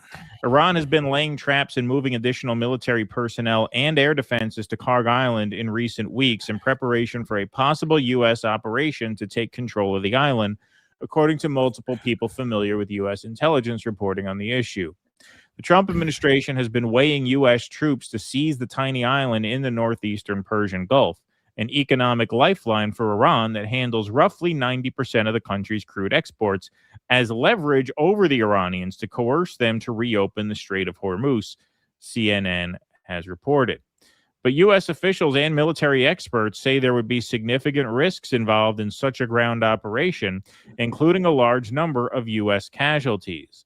The island has layered defenses, and the Iranians have moved additional shoulder-fired surface-to-air guided missile systems known as man-pads there in recent weeks, the sources said.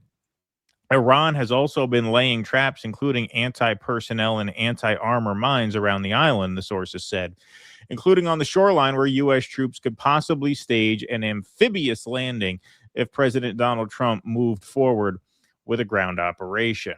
Some allies of the president are raising serious questions about whether there is a need to attempt such an operation, since successfully taking the island would not on its own resolve problems related to the Strait of Hormuz and Iran's stranglehold on the global energy market, the source added. U.S. Central Command declined to comment on Iranian actions on Karg. The U.S. military had already targeted Karg with strikes on March 13th, with Central Command saying that 90 targets had been hit, including naval mine storage facilities, missile storage bunkers, and multiple other military sites. Trump had announced the attack by saying that U.S. forces had avoided hitting oil infrastructure on the island for reasons of decency. Oh, yeah, that's great. Yeah, no, reasons of decency. An Israeli source said there is concern that taking control of Karg would lead to attacks by Iranian drones and shoulder-fired missiles, leading to the deaths of American troops. The hope is that they won't take that risk and will instead fire at the oil fields, but there is no way to know, this one source said. And so, as you're probably noticing by now, this war is becoming a mission to reopen the Strait of Hormuz, which of course was open until the war started. So this is what they call chasing it. When you lose a bunch of money at the poker table, you end up throwing good money after bad and chasing it and getting deeper and deeper in debt, because now it looks like the best possible outcome, the most peaceful possible outcome to all of this, is to basically reset things to the way they were before the war, which basically means the war is unwinnable and that we've, for all intents and purposes, already lost. And don't take my word for it. Here is Daniel Freed from the Atlantic Council, official guy, saying the same thing. Yourself, what then? If this war becomes about opening the Strait of Hormuz, we've already lost, because the Strait of Hormuz is only closed because we started the war. We started the war for the purpose of regime change or obliterating Iran's military, and we have not succeeded in doing that. So the president is improvising, which is another way of saying making it up. Starting a war is to enter a dark cave. You never know what you're going to find. We're still in that cave. Yeah. Yeah. And, you know, there are a lot of people who could have told you that before this began. More information from the dark cave, quote unquote, Arnold Bertrand. This is stunning. It looks like Iran degraded American military bases into unusability across an entire theater simultaneously.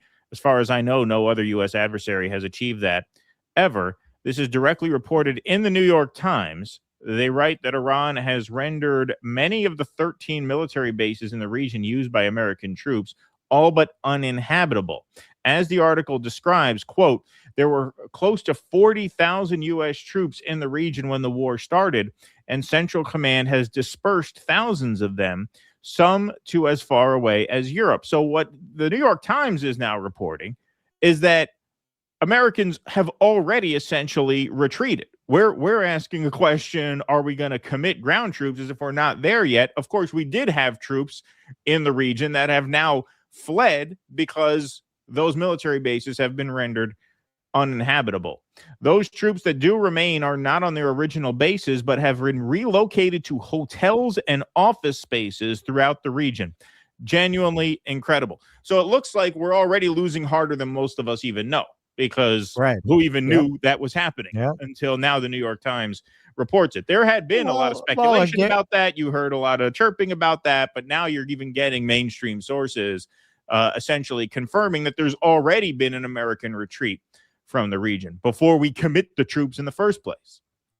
Go ahead. Did you and have who knows anything how else? many casualties there are? And who knows how many? That's going to be next. That's going to be the next shoe to drop. That's going to be the next thing that's been reported in independent media that you're going to start to see mainstream media reporting. Right.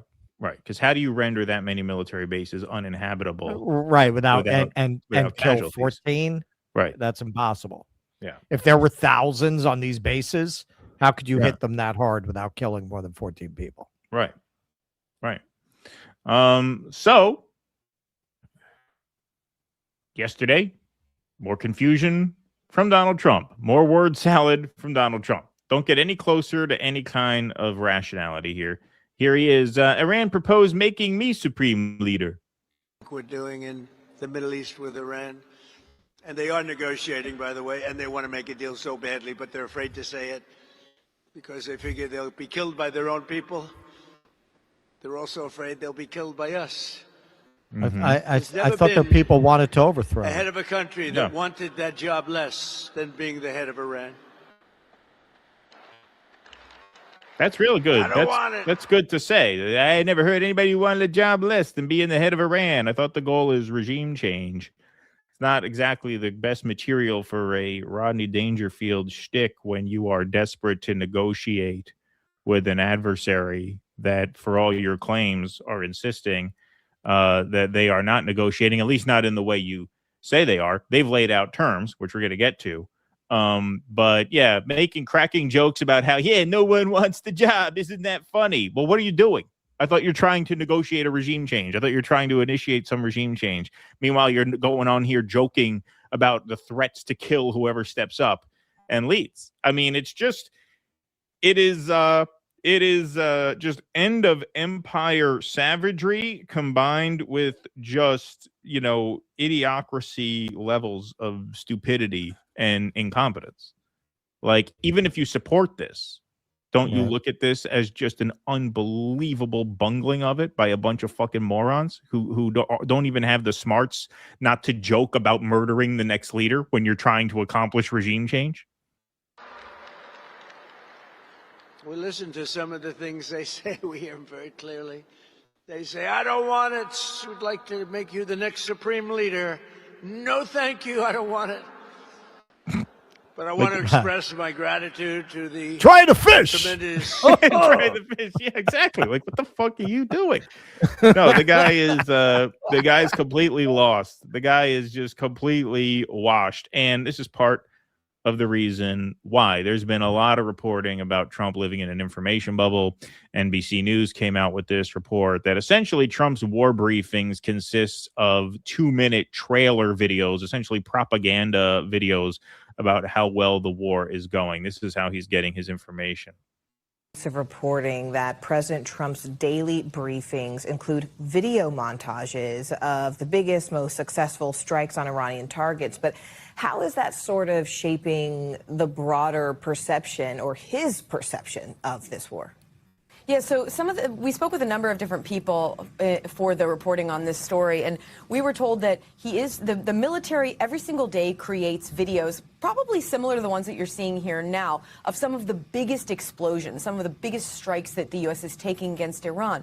But some of the people we spoke with were a little concerned that the president is seeing these videos and he's not necessarily getting the other side. So while he's aware of the U.S. It's going very well. It's just, the big problem we have to accomplish before we leave. There's this blue and purple bird running around the desert out there, and there's this coyote chasing after him with dynamite. And as soon as we get him, we're out. That's mission accomplished. We're hot on his trail. We've almost got. They've tried everything with this bird, all kinds of. We called up one of our contractors, Acme. Yeah, they have these giant weights, but he always escapes right before it hits him. It's crazy. Right before we've come so close, time after time after time. You wouldn't believe how close we've come. We're gonna get him sooner or later. I tell you that. Now, this is interesting B-roll to cut to. We have the best painters from Pratt.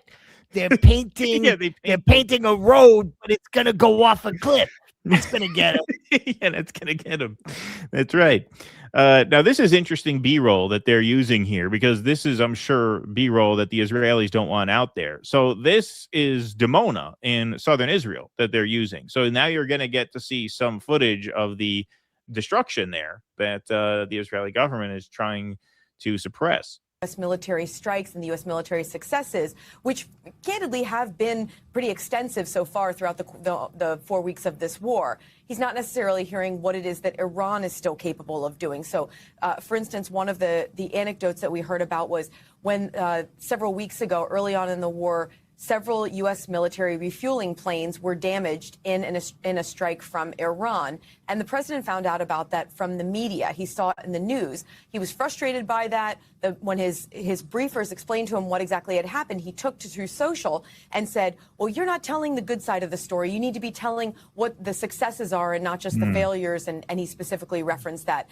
Some of the officials who we spoke with as part of this story are concerned that he's just not hearing enough about, frankly, both sides of this war right now. Yeah, to really balance that narrative more accurately. Courtney Cuby there from our DC Bureau. Courtney. Yeah, in other words, you can't just edit together movie trailers and have those stand in for the Commander-in-Chief's daily brief on the war.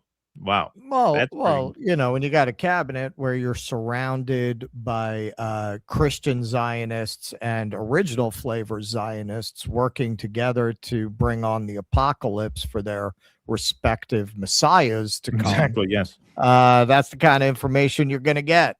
Yep, exactly. They don't feel a need to give you the straight dope. He's the perfect guy to just be led into this. So finally, as to what the actual negotiations are, despite Trump's claims, Iran rejects U.S. ceasefire plan and submits its own amid push for talks. Iran dismissed a U.S. ceasefire proposal on Wednesday and countered with a negotiation plan of its own as intermediaries sought to keep diplomatic channels between the warring countries open. Iranian state TV quoted an anonymous official as saying Tehran had rejected the plan it had received via Pakistan, saying it would, quote, end the war when it decides to do so and when its own conditions are met, and until then would continue fighting across the region. Iran's foreign minister, Abbas Araghchi, later said the proposals had been passed on to the country's senior authorities, but Iran had no intention of negotiating for now. The 5-point plan Iran put forward included an end to the fighting and the assassination of its officials, guarantees that no other war is started against it, reparations for the current conflict, and Iranian control over the Strait of Hormuz. Intermediaries from Pakistan had delivered a 15-point ceasefire proposal to Iran earlier in the day, the Associated Press reported.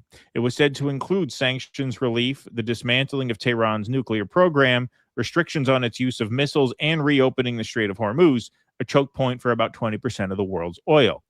Iran's 5-point plan is likely to be a non-starter for the U.S., particularly as it includes continuous Iranian control over the Strait of Hormuz. But Egyptian and Pakistani officials suggested in-person negotiations between Washington and Tehran could begin as soon as Friday, with Pakistan or Turkey as possible venues. The White House said on Wednesday that face-to-face talks were an option, but cautioned reporters not to get ahead of themselves, quote unquote. Pressure has been growing domestically for Trump to find an end to the war in Iran, as Iranian attacks on Gulf energy infrastructure and the virtual blockade of the Strait of Hormuz has sent prices soaring across much of the world. Oil prices fell after news of the 15-point plan broke on Wednesday, as investors had hoped for an end to the biggest energy crisis in decades. Don't forget, they dropped on Monday when he said we're making progress, and now on Wednesday they drop again. But here's what this is ultimately going to come down to, I think, and not exclusively, but as a sort of compounding effect. Global recession. The man who manages $11 trillion just warned the world what's going to happen if Trump doesn't make a deal now. A total wipeout. Here's the real boss. This is real high-level shit here. Larry Fink, CEO of BlackRock, the largest asset manager in human history, explains to the BBC how that occurs. For now, oil at $40 a barrel. I could see it above $150 a barrel. We have two very extreme outcomes. And in my conversations throughout the world with the U.S. government, all that, to me, everybody has to recognize there's not going to be an outcome that's somewhere in the middle. It's going to either be two extremes. Is Iran a country that can be accepted by the international community? Can Iran be a country that participates in the world again? And if that outcome occurred, then you could have the Iranian oil back into the marketplace, alongside the growth of the Venezuelan oil, and you could paint a picture where oil prices could be lower than they were prior to the Iranian war.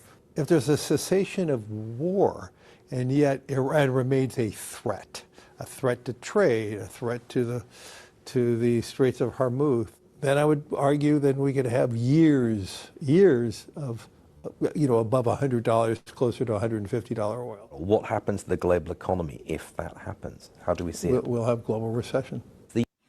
Yeah, simple as that. Simple as that. You're fucked. You're fucked. The war's not winnable.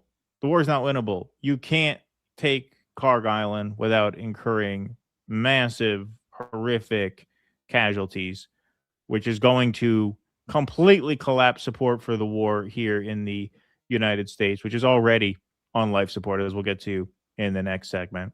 And on top of that, they got you by the balls with the Strait of Hormuz here. Not only that, now they just come out today. Iran has sent more shockwaves to Trump. The Strait of Hormuz will not be the same as it was before the war. We have set new rules, and those who want access need to follow them. Thanks to Trump, Iran will now earn $100 billion a year via toll. That last part is winning. Yeah, that last part is comedic speculation as far as I know, but it is true that now they are asking for tolls through the Strait of Hormuz for the foreseeable future. So you've already lost this, man. You've already lost this, and everybody is starting to see the writing on the wall here. Here's a U.S. general. Notice his lapel when we play the video. He's got the America and the Ukraine flag lapel. So this is as establishment as it gets right here. All right, these are the guys who are usually around this time talking about how there's a path to victory and, selling all the neocon bullshit. And here this guy is saying, no, essentially this war is going to end on Iran's terms when Iran wants it to. Be very enlightening. Were you surprised? Sorry, wrong one. Sorry, jumped the gun on that. Here we go. Diplomatic pathway that's being pursued right now the best option in your view that's on the table? I think it probably is. We got to come up with a diplomatic solution, because the military is not the right answer. I mean, President Trump tends to use the military because he can, because he knows when he says, hey, jump 6 feet or jump this high, they're going to do it. The problem is that diplomacy is much, much more difficult. They're going to have to develop some kind of diplomatic solution. And unfortunately, the Iranians don't trust us right now because Steve Witkoff and Jared Kushner have burned them twice, which is why they're asking to negotiate with J.D. Vance right now. So you can see their position. But this war is not going to end until the way they phrased it, they said, we want the goy. We want the goy. No Witkoff. We want Hervé Villechase. Send us the mayonnaise eater. Send him in on the plane. The plane. Yeah. Iranians say it's going to end. All right. Yeah, I stepped on that last bit there, but they're asking to negotiate with J.D. Vance right now. So you can see their position. But this war is not going to end until the Iranians say it's going to end. That's right. That's right. It's as simple as that, which means there is a negotiation going on. It's just not the negotiation that Donald Trump and Pete Hegseth say is going on. Iran has laid out their terms. They now have all the cards. This was, I have a broken record on this, but sometimes, folks, you just have to repeat a thing because it's the best and most efficient way to say it. This was the worst decision any president has made in our lifetimes because just a few weeks in, we're checkmated. That's it. It's over. Like, the only question now is how many people have to needlessly die between now and when everybody realizes that this is a lost cause and that this never should have happened. Same exact thing with the Iraq war. The only difference, and this is the only thing approaching a silver lining here, and it is really, really tough to muster up the spirit to say there may be a silver lining here because it's looking very, very dire, is that the Iraq war started with 70% support. This war starts with support in the 20s to the 30s, depending on the survey. But the question with Iraq was always how many people have to lose their lives before this country wisens the fuck up and realize it never should have happened. We're closer to that point than we were at the start of the Iraq war. That's the good news. The bad news here is that the stakes are much higher because you're very, very short distance away from this becoming World War III and potentially a nuclear war. If Carg Island becomes a Bay of Pigs and we double down, well, now it's no longer a question of who wins and who loses. It's a question simply of who survives. And that's not hyperbole. And that is to be taken very, very seriously because we are in an extraordinarily high stakes moment right now where, yeah, there's a negotiation taking place. The people who have won the war already are telling you how to end it. And if we don't wise up and take that deal, not because we want to, because we have to. There's no choice. You just saw. Don't take it from me. Take it from the guy in the Ukraine pin. This is as established. These guys are always out there saying there's a path to victory. They're always rah, rah, rah, let's go. We're about to turn the corner. We're about to turn the corner. When he's telling you that, yeah, that's how you know this is fucked. This is completely fucked, and it's only a question now of how many people have to die before everybody realizes how fucked this is and puts a stop to it. Because the alternative is very, very dark, and it'll get very dark very quickly. Yeah. I hate to say this. But if you look at the psychology of this administration, from the narcissist in chief to his shaky, drunk Secretary of War to the Zionist money men that really pull the strings in that White House, to Witkoff and Kushner, who are basically agents of a foreign country working in the White House, as are most of the people working there. These are all Miriam's people. They're not going to back down. They're not. They are sending these troops because people told Trump it's all Carg Island. It's like a big game of Risk, right? Oh, it all comes down to Carg Island. We take out Carg Island. That's it. It changes the world. We're going to flip the board, man. We're going to flip the board. That I'm telling you, these fucking psychos are going to do it. I will be shocked if they don't send those troops either to take Carg Island or another objective, the Carg Island part. I could definitely see them thinking they're being smart and trying to establish a beachhead somewhere else first with those troops instead of going directly into Carg Island. But yeah, no, these guys will not accept that they lost. And if you look at Iran, maybe if they weren't asking for reparations, they might say, all right, we'll agree and bide our time and we'll go back later. That's exactly why they're doing that. They're like, no. We're going to beat you like a dog so we know you're not going to come back. That's it. For them, there's no point in any negotiated peace that does not end with a fair guarantee of their security. And the only thing that's going to guarantee their security, I think they've rightly sussed out, is if America is just completely beaten and whipped like a dog. Like Vietnam. They got to beat them like that, where you're never going to come back. Right. You're never going to come back. Maybe in Hollywood, right? They'll make some movies. Okay. They'll shoot Sylvester Stallone up with some steroids and amphetamines to make a movie about going back to Iran. But if you look at the pattern of this administration, you look at the personality types that make up this administration, when you look at the moves they're making, they're not going to agree to that. They're not going to agree to that. The Iranians are not going to back down. So it's not going to end. It's not going to end. And it's going to cause such misery and devastation. You know, maybe I keep wanting to get into this for obvious reasons. What this is doing to Asia, man, it's messed up. Like Southeast Asia is extremely dependent on oil through the Strait of Hormuz. You're having people being told to work from home, use the stairs, shut off the air conditioner. Like where I am right now, man, Cambodia, Vietnam's screwed. They're canceling flights out of Thailand. Like, yo, if this continues to go on, like I don't know what happens here. Like, do their societies basically collapse for lack of power, for lack of oil? Like, I don't know. Yeah, no, I mean, I agree. The Philippines too. Yeah. No, I mean, I agree that at this point it looks more likely than not by a long ways that they're going to bite and do this. And it is just just a devastatingly stupid thing to do. I mean, and then the question is going to be, and they're just the guys to do it. Yeah. And then the big question, what happens to support for the war at that point? Do Americans get? Do they care?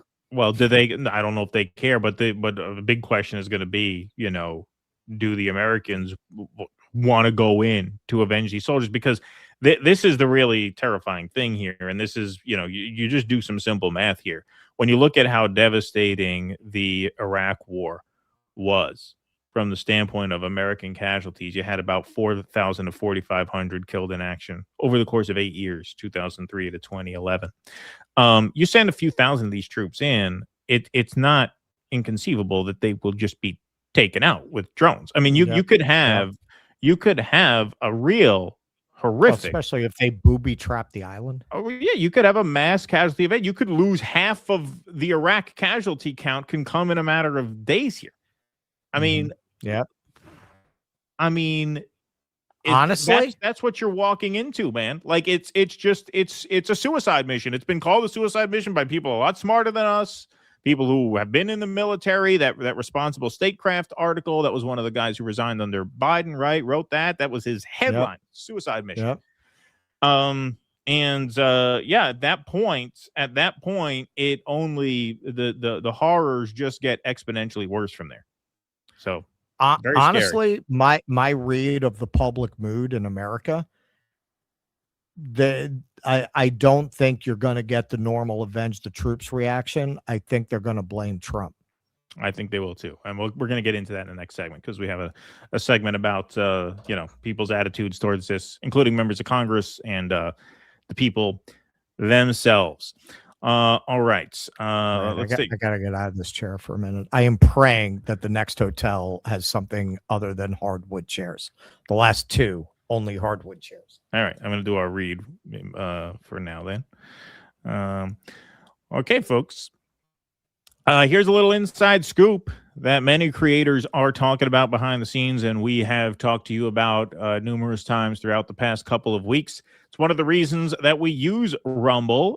They are constantly coming up with disruptive technologies to help creators grow their projects, and this is a great example of that. So Rumble has created a way to super chat us creators so that we get paid immediately and without any fees. So while YouTube and Twitch can take up to 50% fees when you tip creators, this method takes none.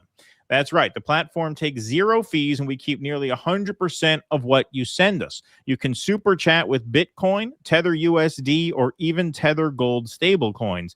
The tip will show up directly on our Rumble chat, which, of course, we read continuously throughout the live streams. All you need to do is download the Rumble wallet on the App Store and send the tips to your favorite creators, i.e. us. You can go to wallet.rumble.com, or you can download the app directly from the App Store. Seriously, what an amazing way to get rid of the middleman and help the creator economy. Shout out to Rumble for making this disruptive technology. That's wallet.rumble.com. You could scan the QR code on the screen, and then sending a Rumble rant using your Rumble wallet is super easy. It works just the same as sending a regular Rumble rant, except before you send, you'll have the option to send it in US dollars or through your Rumble wallet. Simple as that. It's really no harder than sending a regular super chat. So that's wallet.rumble.com. It helps us out a great deal. It helps Rumble build out a support system for creators like us. So that's wallet.rumble.com. Scan the QR code or find the Rumble wallet on the App Store. Okay, let's take some. Okay, he's sitting back down. There he is. All right, Xander Arkoff. If Newsom becomes president, he'll start sending ice after your uncool niece. That's right. Anybody who doesn't have blue hair, right? Mark Pugliese. Too bad Fetterman didn't die when he had that stroke. In Terabang, voting none of the above. 7th consecutive election. Reform Morning Star, true lukewarm character. Even apartheid sounds lukewarm coming from Newsom. That's right. Jolly Man Big Boy, thanks for the $5. Apparently the small town next to mine just dissolved its police department because of misappropriated funds in the local government. Thank you, Jolly Man Big Boy. Ton Quinby, thanks for the $40. It's very kind of you. Nice donation there. Appreciate that. Kushner and Witkoff should be tried for treason working against the interests of the American people. Heard they don't have security clearances. Are they official government employees? Democrat silence. Yeah, that's the thing. They're not even like cabinet members. They're just these New York guys. We'll send them in. You know, I booked you a gig to debate about Wilt Chamberlain's activism. Thank you, Eric Russo. Appreciate that. Jolly Man, Big Boy. The political divide harness is one of the two ideals for youth, pride, or empathy, and most are trained to commit to those ideas illogically into the cycle. Jim Taleb, thanks for the $2 super sticker on YouTube. Appreciate that. Jolly Man Big Boy says Vance has this in the bag. All he needs is a 5-year-old article about a man winning a women's wrestling tournament, and he will win in the landslide. That's right. That's right. You see, the Olympics actually just officially banned transgender from us. Yeah. That's, it's great timing, great timing. People finally come to their senses about that after it's too late and the maniacs have already won by scaring people about that. Now it's like, yeah, no. Shit. I warned you. I warned you. Yeah. Oh boy. Good timing there. All right, what do we got here? Okay, got that one. Sorry about that. Sorry, I just have to clear some of these out. Ossoff knew the fix was in when he won his Senate seat, so all he could do by being more than milquetoast in the campaign was mess up the fix. Noah Linden, thanks for the $5. Iran should mail Trump a taco. Tell him this is his reward for being a good little boy. Yeah, it was the president. They sent me $1 of tacos. It was very kind of them. Very kind of them. I love tacos. All right, what else we got over here? Sparky, thanks for the $10. It's a myth that the U.S. or Israel have air superiority or air dominance over Iran. They've flown mostly outside of Iran's borders and used glide bombs and other standoff weapons. Kuznetsky Bassane, Trump likely has front-temporal dementia as evidenced by his erratic, compulsive speech and detachment from reality.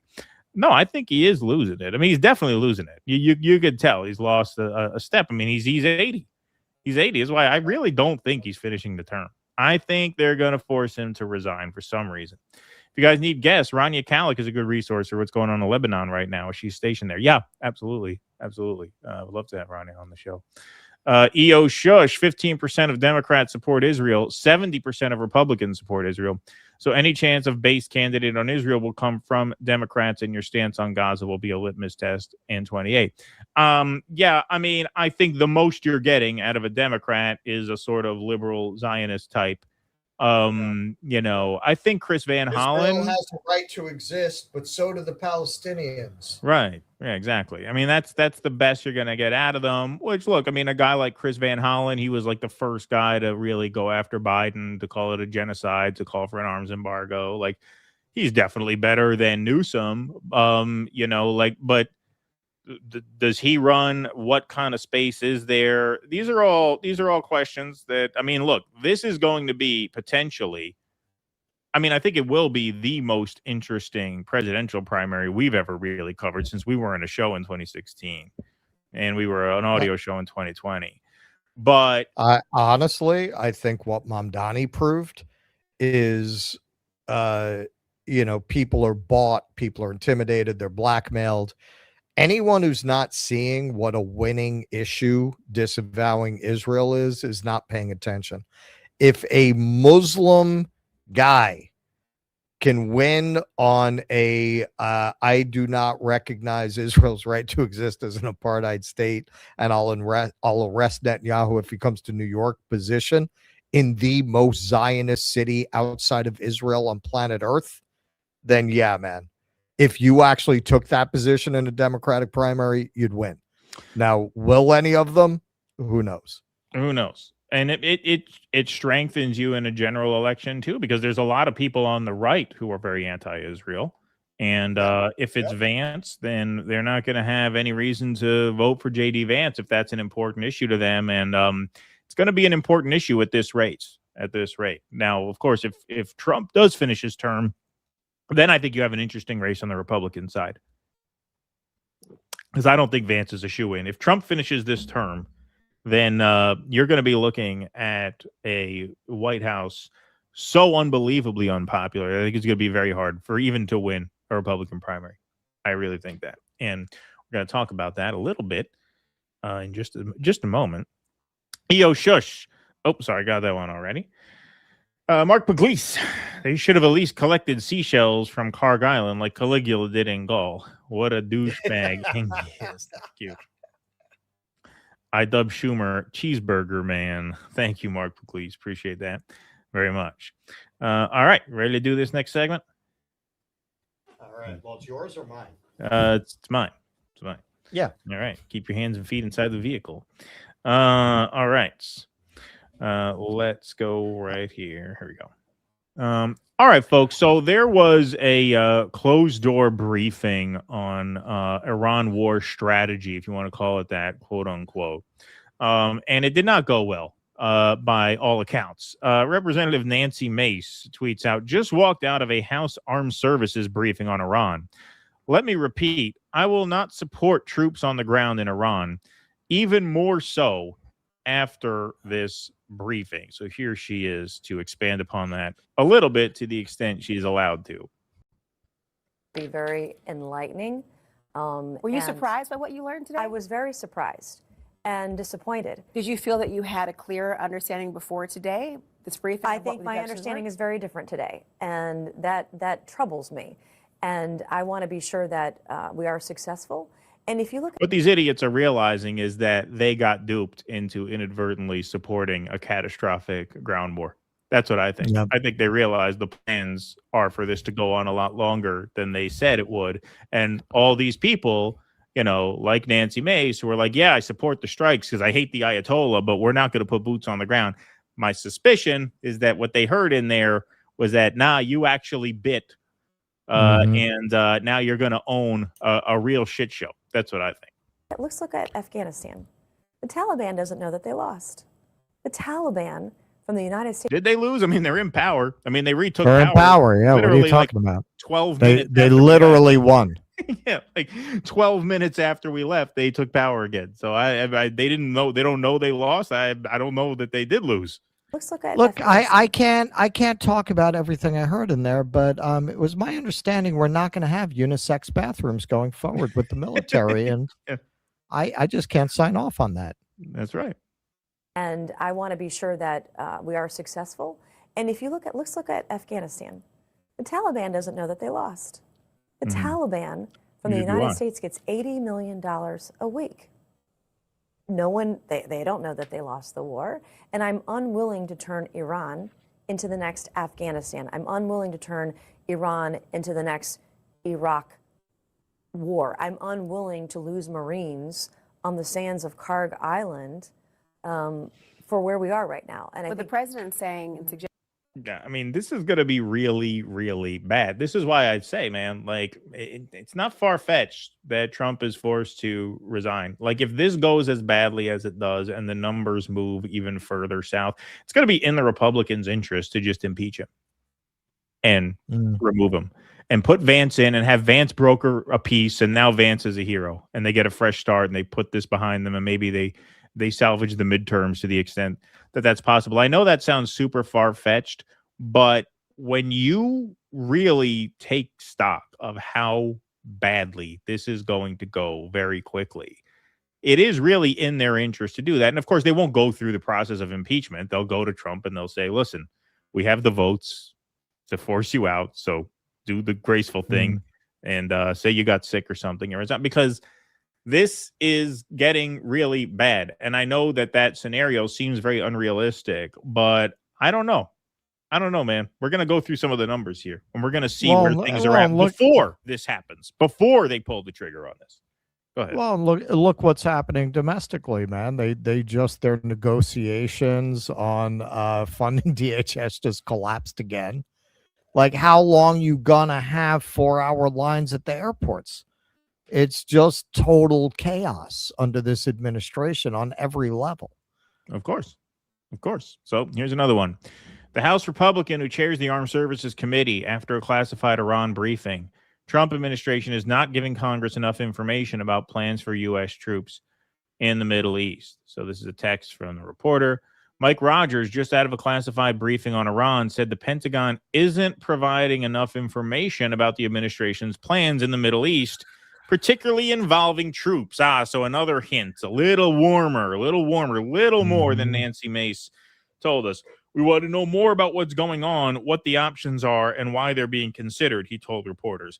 And we're just not getting enough answers on those questions. No, they're being strung along. And because you're a bunch of fucking cowards who are not willing to stand up to Donald Trump, despite his having broken in the severest way possible his most important campaign promise, which was to avoid this, now you're on the hook for what happens. I think that's what's really scaring a lot of these people, is they realize that, hey, they came out and supported strikes, but not boots on the ground. Well, I think you bought the whole the whole whatever you buy. I don't know how to finish that metaphor, but you know what I'm saying. Yeah, and once again, you notice how quiet all those fucking libs who were getting ginned up by CNN to be screaming about the protests in Iran and women's rights. You notice how fucking quiet those assholes are now? Yep, of course. Well, here's Representative Seth Moulton, very conservative Democrat, giving his read on this closed-door meeting. The House Armed Services briefing today, did you get any clarity or answers that you were satisfied with about the war the administration is waging? Because many of your colleagues on the committee, both sides of the aisle, said they were unsatisfied, frustrated, specifically on the objectives and timeline. I would say disillusioned, Anderson, and I didn't think I could be more disillusioned than I already was. There is absolutely no plan. The administration clearly can't even understand why they're in this war, what their strategy is to get out of it. If you look every step of the way, they're doing things they're changing their goals. They're doing things that don't even necessarily contribute to their goals. Apparently now their primary goal is reopening the Strait of Hormuz, which, let's be clear, was open before Trump started this war of choice. So the reality is, at this moment, we are losing this war. If Trump were to stop the war tonight, he would have to negotiate with the Iranians to reopen the strait that they have closed. That's why he's begging. He's begging our greatest adversary, the People's Republic of China, the Chinese Communist Party. He's asking to come and bail him out to reopen this strait. Yeah. Most Americans... Are oil getting delivered just fine? I don't know. Are you having a problem getting your oil delivered? What's the problem? Yeah. Most Americans say U.S. military action against Iran has gone too far, a new AP North poll finds. While Trump is deploying more warships and troops to the Middle East, about 59% of Americans say U.S. military action in Iran has been excessive. Meanwhile, 45% are extremely or very concerned about being able to afford gas in the next few months, up from 30% in an AP poll conducted shortly after Trump won re-election, with promises he would improve the economy and lower the cost of living. So here's some new data about support for ground troops. Do you support or oppose deploying U.S. troops on the ground? 12% support. 12% support ground troops. What if you send people? Like I said, I know that it was not a prediction. Don't get me wrong. I'm not predicting that they're going to threaten him with impeachment. But I'm just saying it's not as unrealistic as you may think. You're going to send thousands of troops into a death trap for a war that has minority support in the country. And even among its supporters, they are very much split on ground troops. 12% support ground troops. If you do that and those troops get killed, I mean, you are talking about the most dire political situation that any administration has been in our lifetimes. In our lifetimes. So I don't think it is like beyond the realm of possibility that he could be forced to resign over this, because you're talking about 1 in 8 Americans supporting ground troops. What if these troops get massacred? Yep. God forbid. What's going to happen to that number at that point? You're going to have no support. You have no support. Reuters Ipsos. So this is a different poll. Trump approval rating, 36%. So support for U.S. strikes on Iran, 35%. Trump's best issue now is still immigration, and he's at -13. All these other issues, -27, -33. Cost of living, -41. Again, what is the political advantage not to impeach him at this point? Like, if you're a Republican who's up for re-election, What? You're telling me you can win with these numbers? You can't win with these numbers. Another poll, 34% approval rating. Now he's struggling to break 40. He barely broke 40 in the Fox News poll, 41%. Among independents, 75% disapproval among independents. The bottom has truly fallen out. Trump will ramble on about Iran and the SAVE Act, but Americans want what he promised, affordability and lower prices. His lack of approval on the latest Fox News poll suggests the Dems could take the Senate, too. I think they're likely to at this point. When you look, how concerned are you about inflation? 86%. Healthcare, 81%. Gas prices, 80%. Unemployment, 73%. Ability to pay bills, 70%. Iran getting a nuclear bomb, 66%. Look at that.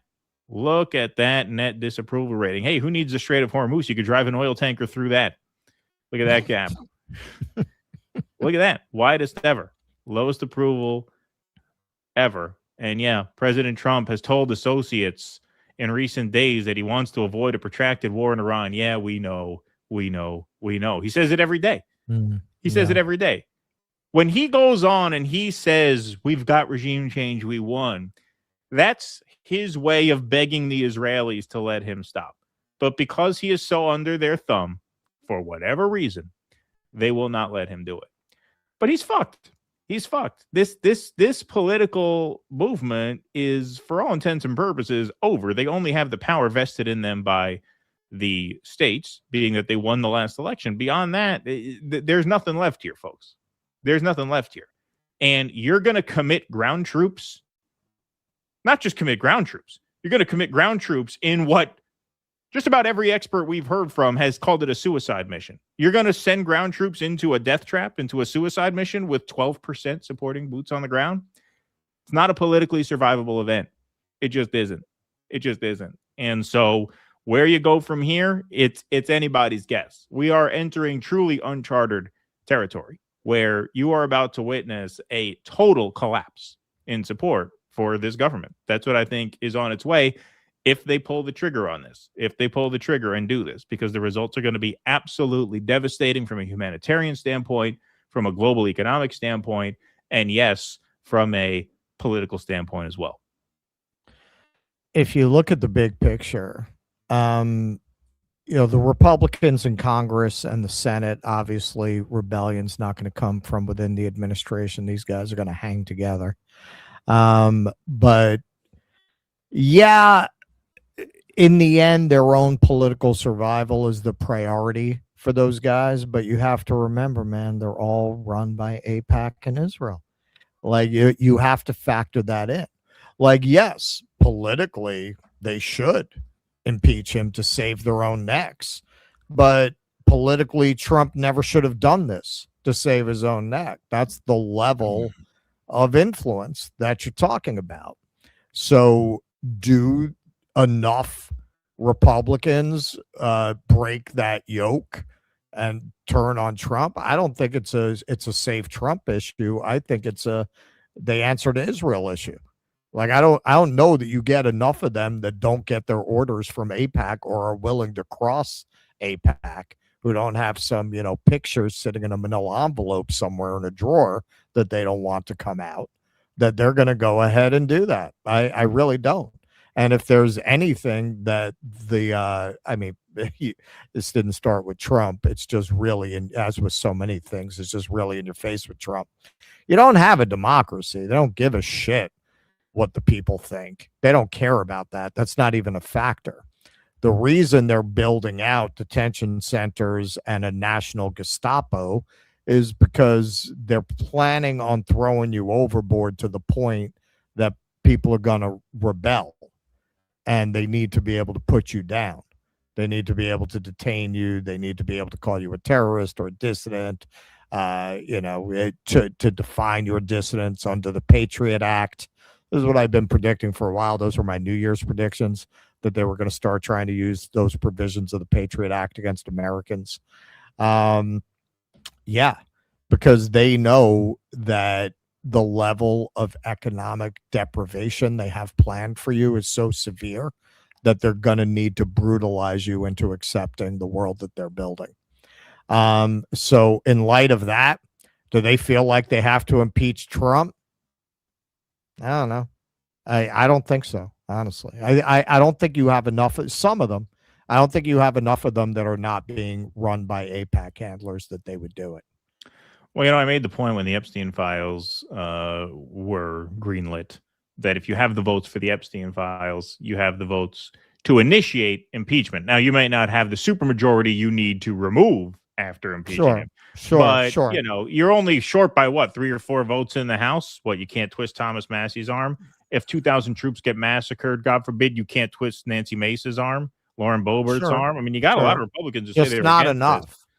Not enough maybe to get to removal. But the thing is, once that ball gets rolling, you need 2/3. It can build momentum. Right, of course. But once that ball gets rolling, don't forget you can build momentum. Once the Epstein files got to 218, it was going to get to 400. That's why Trump said, go ahead and vote for it. Like, once you cross a certain Rubicon, things become possible. And again, I'm not saying it's a likelihood. And whether that happens or not, the main point of this is just how devastating this is to the country. That's what's reflected in those numbers. 12%. That's unheard of. It's unheard of. 12% support ground troops. The Iraq war was just as stupid as this. I mean, I shouldn't say it was just as stupid.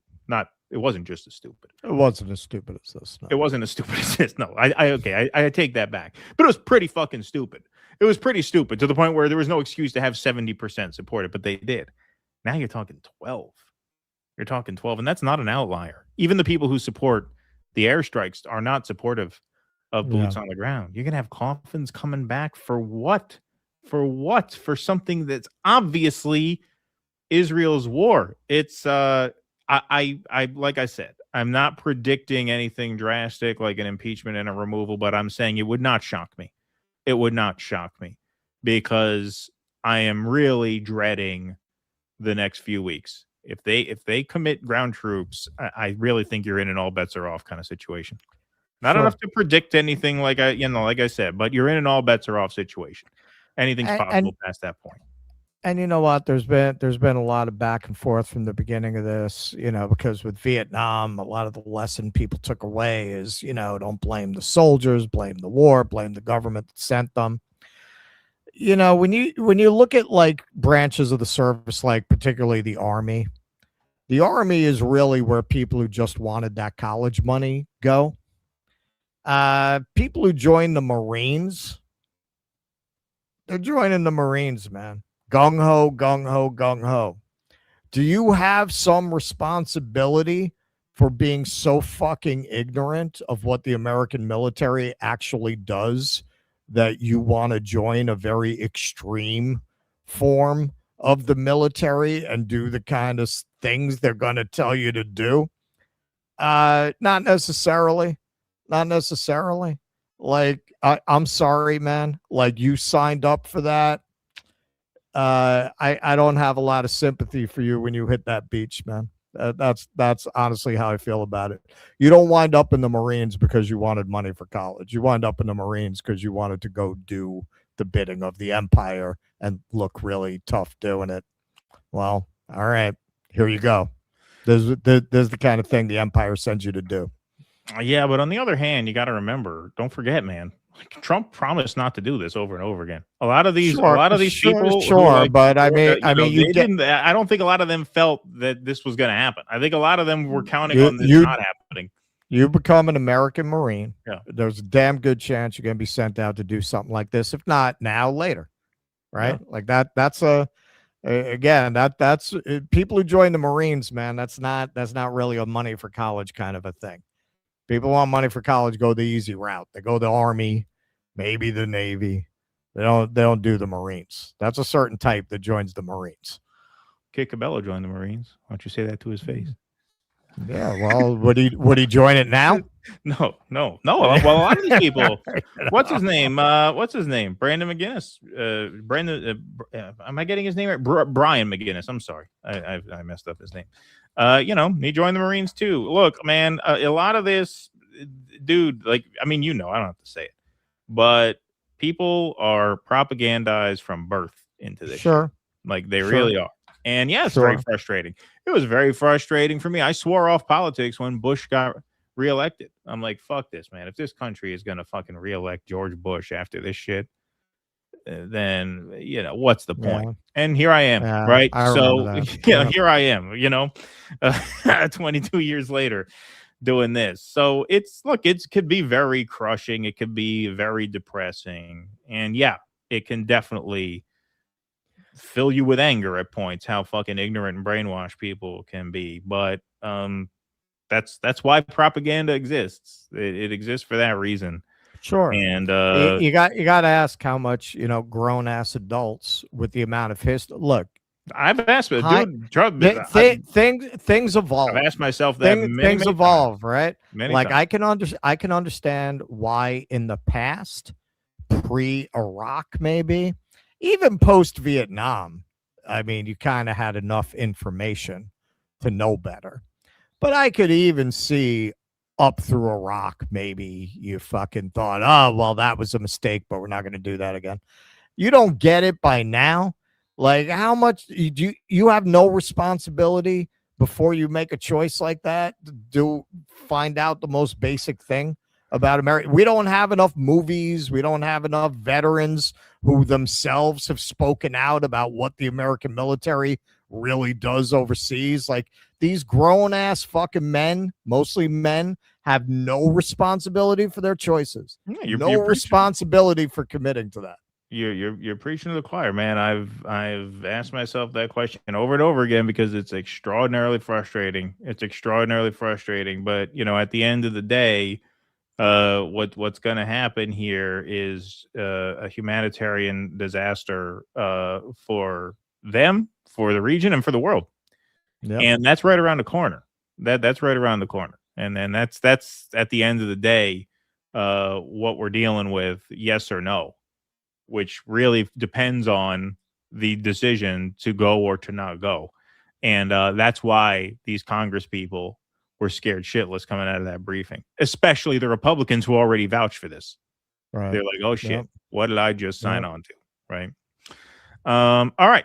Let's do one more segment on the day after some super chats. So we'll do your piece. I'll hold my last piece. My last piece is more of a think piece. I'll hold that for Saturday because oh yeah. So by the way, we'll do the scroll after this last segment. But movie night this Saturday, 8 p.m. So we're gonna come on. We're gonna do a couple segments on the public stream at 8 o'clock, and then we're gonna switch over to movie night, which will be at around 9 o'clock. But the stream will start in public.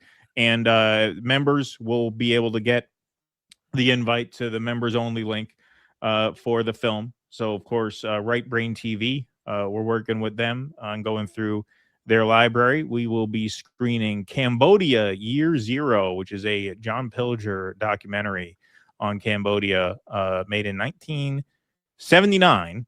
And it's, of course, because Russ is there. But that will be the film this Saturday. Stream starts at 8. The movie will start around 9. And it's not a particularly long film, so don't worry, you won't be up forever. Yeah. It's about an hour-long documentary, and then we'll take calls after the film. That will be this Saturday night. So patreon.com/do dissidents if you want to sign up. Here, you know what? While we're paused, I'll just put the scroll and we'll read some chats. But go ahead.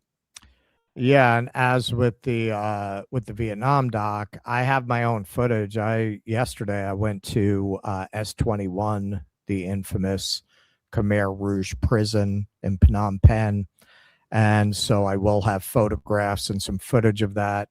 And I think in what was a very good choice for really capturing the horror of that place, they didn't renovate it.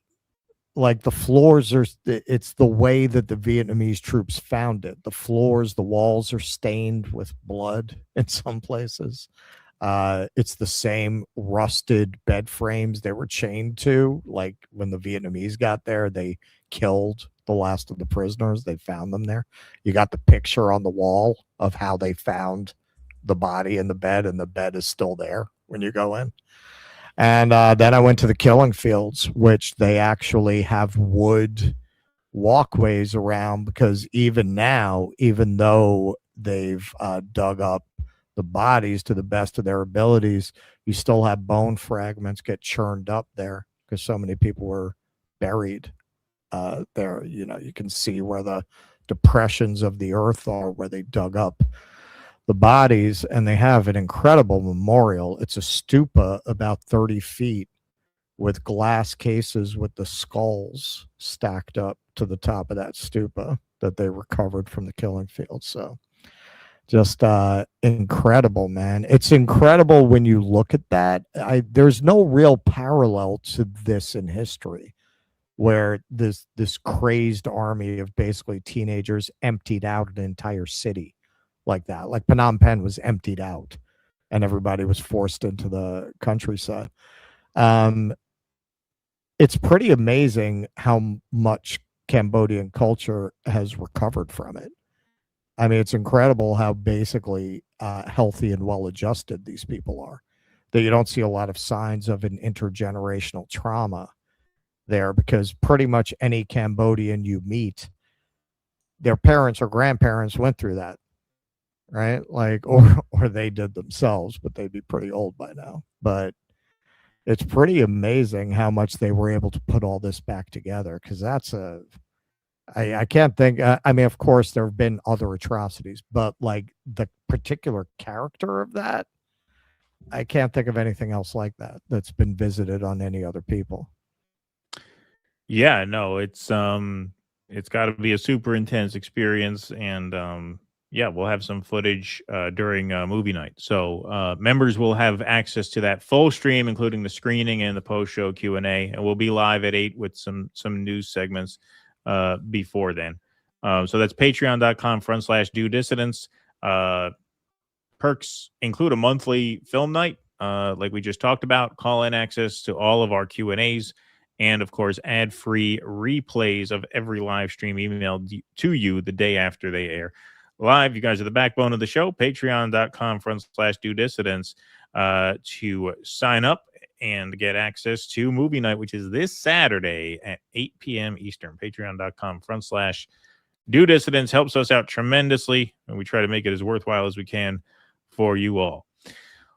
All right, so let's take some super chats. Do you want to take some, and I'll copy them? Yeah, I can. Yeah. All right. Nocturnal Human, Iran should meme the U.S. air invasion as that game Space Invaders, with U.S. parachutes getting shot down. I used to love that game when I was a kid. Yeah, I remember that game.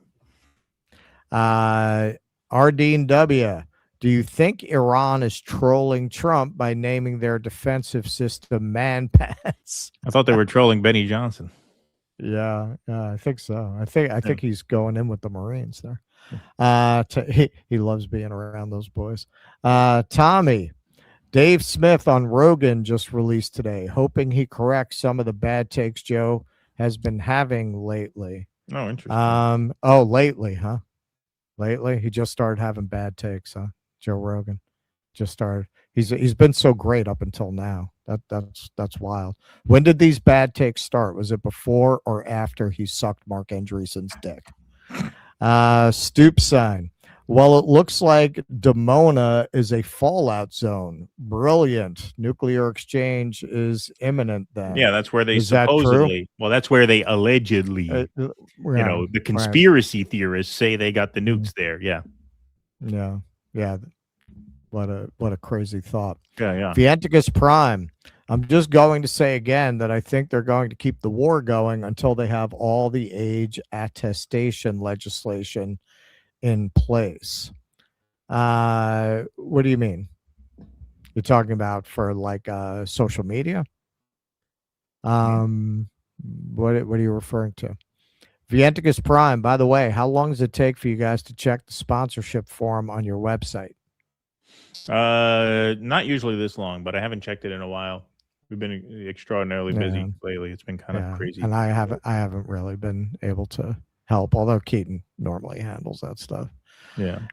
You know what? Give me a break. My mother died. I'm going to pull that excuse every time I don't do something that I'm slacker. That's like in Curb Your Enthusiasm, where Larry David used the death of his mother to get out of shit. Oh, I'm so sorry. I would, but my mother died. Right. It's crazy. How long are you going to whine about that? Right. Yeah. Sparky, nobody be shocked, okay? This is how. Remember when you knew Jews for gallows humor and not for gallows? Mm-hmm. We miss those days. We miss those days. Oh, I had a banger. I told Russ. That was pretty funny, man. I won't say that in public because I don't want. There's people in my family who don't have a dark Jewish sense of humor who, if they heard me say that, would come for me. So I won't say that. Maybe I'll say that on the. Maybe it was a good joke. It was a good joke. Maybe I'll tell it on the members only stream. I'll tell it on movie night, and it stays between us. So that's a joke. Yeah. That's for you to fair. sign up. Yeah, for you to sign up. Yeah. Sparky, look on the bright side. President Trump's intellectual deficits could lead to Israel's demise. Iran still has a sack full of missiles and drones to shower them for a couple of years. Yeah, man. They are getting pummeled. I suspect we're eventually going to get something similar to the New York Times article revealing the extent of the damage. I mean, our friend O. George confirms it. It's the only real source we have on the ground, but he confirms it.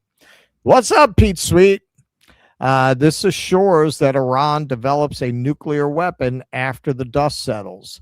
This may be the only thing that stops Zionist imperialism, a.k.a. Korea. Well, that's why the deal they proposed was so absurd.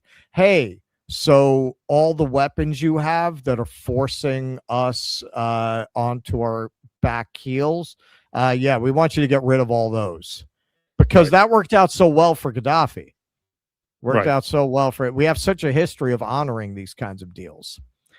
It's also a myth the Strait of Hormuz is closed. It remains open to friends of Iran. Indifferent countries are allowed if they pay in petro yuans. No, and that's all I got. Okay. No. Username, watch Palantir selectively running draft boards for the Iran war. Criticize Israel, you've been randomly selected. Yeah, right, exactly. Yeah, well, I think I'm a little past the age where I need to worry about that, even from Palantir. Vienticus Prime, America will go down in history as the joke of all nations.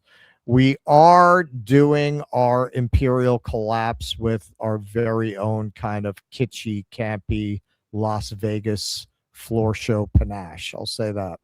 Vienticus Prime, new IED discovered at MacDill Air Force Base in Tampa, Florida, headquarters to CENTCOM and the U.S. military's special ops. Is that true? Is that true? I'll look it up.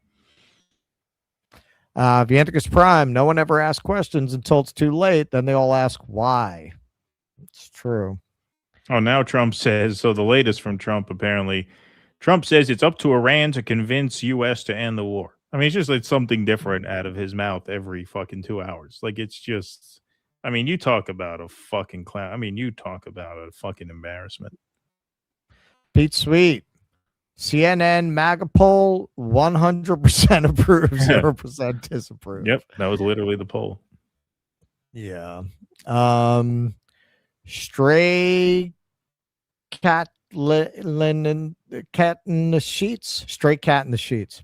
Yanks seem to forget 1979. Delta Force went in, got burned, literally, brought back no hostages. It ended Carter's chance of re-election. Pure muppetry. Yep. Sent those helicopters in. He had bad luck. There was like a sandstorm that took the helicopters down. Me shoot skeet. We might get fireworks before 4th of July, huh? It's kind of looking that way. We're going to have to learn Chinese. Skymail, I'll be back. It's going to be like an epic movie where, you know, I return home in 20 years. Yeah. Skymail. I'm like living in the mountains of Tibet. Yeah. Trump is the death of Reaganomic and neoliberal philosophy. It'll either be the technocracy or the benevolent dictator that takes charge. I am afraid that you're right. You join a monastery. You don't talk anymore. When we do the show, you're silent. You never say anything. It's like a Penn and Teller. Peace. Yeah. like the Penn and Teller of podcasts. You just mime everything. You know, in a world like that, I think that would have a lot of appeal, like a Buddhist monk who just stays silent, Exactly. you know, lighting incense during the show. Running speed trials. If we take away the crayons, we might be able to keep the Marines at bay. Yeah, and I think all the stuff about negotiating, I think this is what they did to them before. Only Iran's not buying it. You know, that's why they're like, yeah, we're not doing that.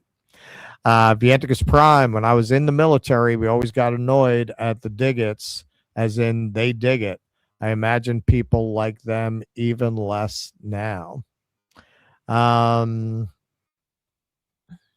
Mark Pugliese, Russ, how stupid are these last douchebags who said support the protesters? Cornell and AOC can't spot an op. Oh, you mean the Iranian protesters? Yeah. Oh, dude. Yeah. Fucking right. And they all went away all of a sudden. They all went away. Me shoot skeet. I was a former Marine, a lot of ego in the Marines, toxic masculinity. Jimmy Dorshow helped me get out. Yeah, that's what I'm saying. Like, let's not, you know, the Marines it's a particular kind of person who joins the Marines. You know, it's not like your average military. That's like they want that pride of the warrior. I'm a warrior. I'm a Marine. Like, you know, all right. Well, warrior. Now you got a commander-in-chief who's deranged and doesn't give a flying fuck if you die. Okay. All right. How'd that go? Now you got to be Israel's warrior. Now you got to be Israel. Now you're going to die for Israel, man. I just hope more people wake up. I mean, I guess a lot of people did. That's why they have a hard time meeting their recruiting numbers now, or can't. They just can't even meet their recruiting numbers. So a lot of people did wake up, but more need to wake up. Shouldn't be anybody joining the armed forces at all. Zero. All right. Want to go on to the last piece? Sure. All right. So, very bad, no good, awful week for social media companies, including the one that we're on, which also got a verdict against them. Arcadalo, a New Mexico jury just hit Meta with a major verdict. After a 6-week trial and testimony from 40 witnesses, jurors found the company liable for endangering kids, making them easy targets for predators on Facebook and Instagram. Internal docs showed Meta knew its algorithms pushed adults toward teen content and enabled abuse, yet kept telling parents the platforms were safe. The penalty, the maximum allowed, $375 million. Attorney General Raul Torres called it a historic win for families. Meta plans to appeal. All right, so now this was the first verdict laid down against them. This was not like the LA verdict, which was really about the algorithm and that kind of thing. This was specifically arguing that the algorithm was designed in a way that it was connecting child predators with children. So that's a very different case, but they lost that one, as well as this one, which in terms of the future of how these platforms are run is probably the more significant ruling. So we have some video here. Families crying tears of joy outside a Los Angeles courthouse today after a jury returned a historic verdict against tech giants Meta and YouTube. Big Tech, your gig is over. In a first-of-its-kind case surrounding the question, are social media platforms dangerous for minors? The jury finding Meta, the parent company of Instagram, and YouTube negligent in designing their platforms to be addictive. A now 20-year-old woman who says she developed depression and anxiety from using social media as a kid awarded $6 million in damages. Parents and attorneys celebrating the landmark win. We've sent a message with this that you will be held accountable for the features. Internal company records on full display over the course of this 5-week trial, some suggesting Instagram wanted to maximize the time kids spend on the app. Meta CEO Mark Zuckerberg told the jury the company's goals changed over time, emphasizing its newer safety features for teens. But grieving parents who say they lost children to the dark side of social media huddled over a phone watching today's verdict come in. For many, this trial has served as a referendum on what they see as the dangerous and addictive features of these platforms. We've been screaming on the top of roofs about for years. YouTube owner Google saying this case misunderstands YouTube and that the platform is not a social media site. Meta saying tonight teen mental health is profoundly complex and cannot be linked to a single app. Both companies now vowing to appeal. It all comes on the heels of another verdict Meta says it will appeal. A New Mexico jury awarding the state $375 million on Tuesday against the company for creating a breeding ground for child sex predators. Laura joins us now live in studio. Laura, let's go back to that video we. Okay. Now I'm not saying this. We've done negative stories about YouTube on YouTube. You know, we're crazy like that, and we don't have a great sense of self-preservation. I think YouTube is probably right about that. Like, Yeah, I was I gonna say don't so, yeah. feel like YouTube runs more like a panoply of TV stations that you have options between than it runs like a doom scrolling kind of social media site. They even disabled the dislikes. Like, you don't have those elements of like the instant dopamine and looking for comments and reactions. Like, it doesn't run like X or Facebook does. It's a very different beast. Yeah, no, the only thing even approaching that on YouTube would be like the shorts feed, but it's not the same thing. It's not the same thing at all. I don't consider that to be doom scrolling. And yeah, it sounds kind of sleazy us saying that because we make a large part of our living on YouTube. Right. But that's really not why. I mean, honestly, like when I think of doom scrolling, I think we've Twitter. done negative YouTube stories. Yeah, we've complained about YouTube. Yeah. Yeah, we complain about YouTube a lot. A couple of fetchers. No, we covered the adpocalypse. Yeah, exactly. No, exactly. Yeah, it's not like that. It's a different animal for sure. Right. It's not. I mean, it's just kind of obvious that it's not the same as Facebook or X. It's not really a social media site. So a little more about this. Verdicts against Meta, YouTube reshape legal protections for big tech. Given the huge number of other cases stacked up in the courts, experts said Meta and other tech firms are facing massive potential payouts. Quote, "This is just the leading edge," said Clay Calvert, a non-resident senior fellow at the American Enterprise Institute, a think tank. 2 or 3 more cases in Los Angeles, verdicts coming down in favor of the minor plaintiffs. That would really be troubling for social media platforms and probably prompt settlements.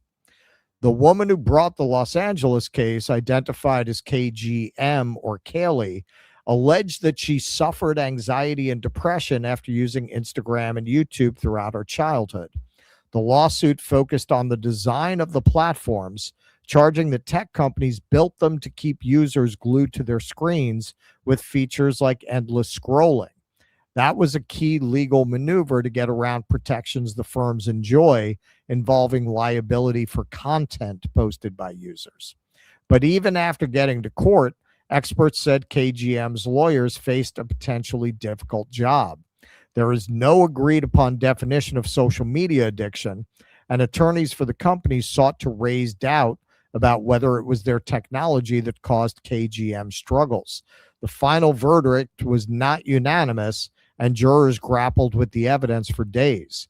But by a vote of 10-2 against the companies, they found that both knew their designs were dangerous and failed to warn their users of the risks. A third trial next month involving a Kentucky school district is set to begin in federal court. Lawyers are seeking compensation for the alleged disruption that social media has caused in the classroom. They also want an injunction requiring age verification, parental controls, and targeting features such as constant app notifications and auto-playing videos. Eric Goldman, a law professor at Santa Clara University, said that while the verdicts indicate a huge risk for the social media industry, the outcome of other cases is not assured. He said the companies also had some strong grounds on which to base their appeals. Quote, the jury verdicts might be reduced or wiped away entirely, Goldman said in an email.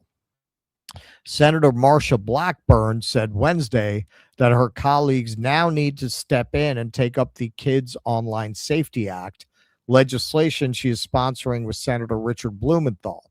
The bill calls for similar protections to those sought in the court cases. Now, all right, this is a complex story. And I do agree with this take. This was retweeted, not surprisingly, by Taylor Lorenz, who has made this a personal cause of hers. This is infinitely bad. This is alpha. By the way, yes, Facebook and Google should be broken up and regulated, but this entire trial is going to pave the way for age verification and gutting Section 230, which is the reason social media even exists. It will lead to censorship of non-harmful content. Now, for anyone unfamiliar, Section 230 frees social media company from liability for what their users publish, so that they don't have the responsibility of, say, a newspaper editor. If they did, that would pretty much be the end of social media, right? Because they're just not going to be able to let anyone say anything. They would wind up having to set the algorithm so narrowly that it would really be the end of social media. So you might remember Joseph Gordon-Levitt doing what actors like to do, talk about shit they don't know anything about, as if because they're famous, they have a right to speak on it. Went to Washington to advocate for the end of Section 230. Our friend Blakely here did a little video about that.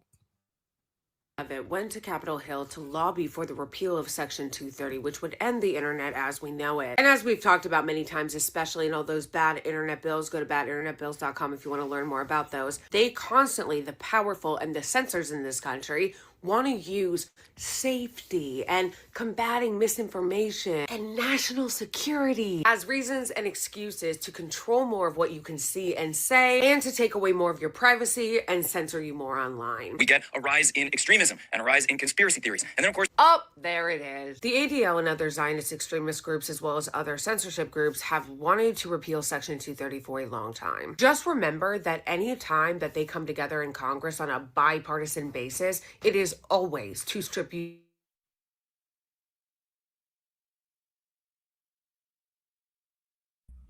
Well, what happened? Did Russell's thing freeze? You there? You there? Did he freeze? I think he froze. Oh, he almost made it. He almost made it. All right, to be continued. He'll come back in. 3-Town the Bomb says, one of my sons joined the Air Force and wants to learn mechanics. I'm nervous about it. He's class conscious and understands what he's getting into. I made save the conscientious objector. Thank you for that, 3-Town the Bomb.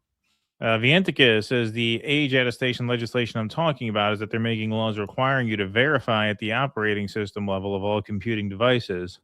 Laws are passing here and there. Interesting. Thank you for that.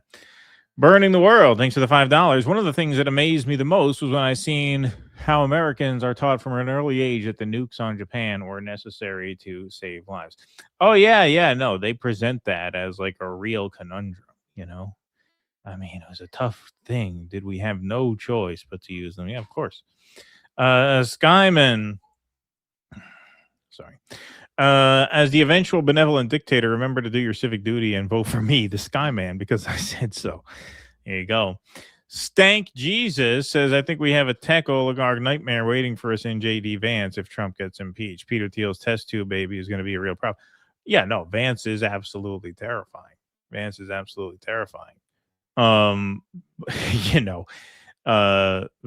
or so they say, is against the war and may try and negotiate out of it. Who the hell knows, man? Who the hell knows? At this point, I mean, and I agree with you about Vance 100%. At this point, you've reached a point where you can't get any worse than this. This is as bad as it gets right here, folks. Don't get no worse than this. Go ahead. You're talking about the show? Yeah, right. Yeah.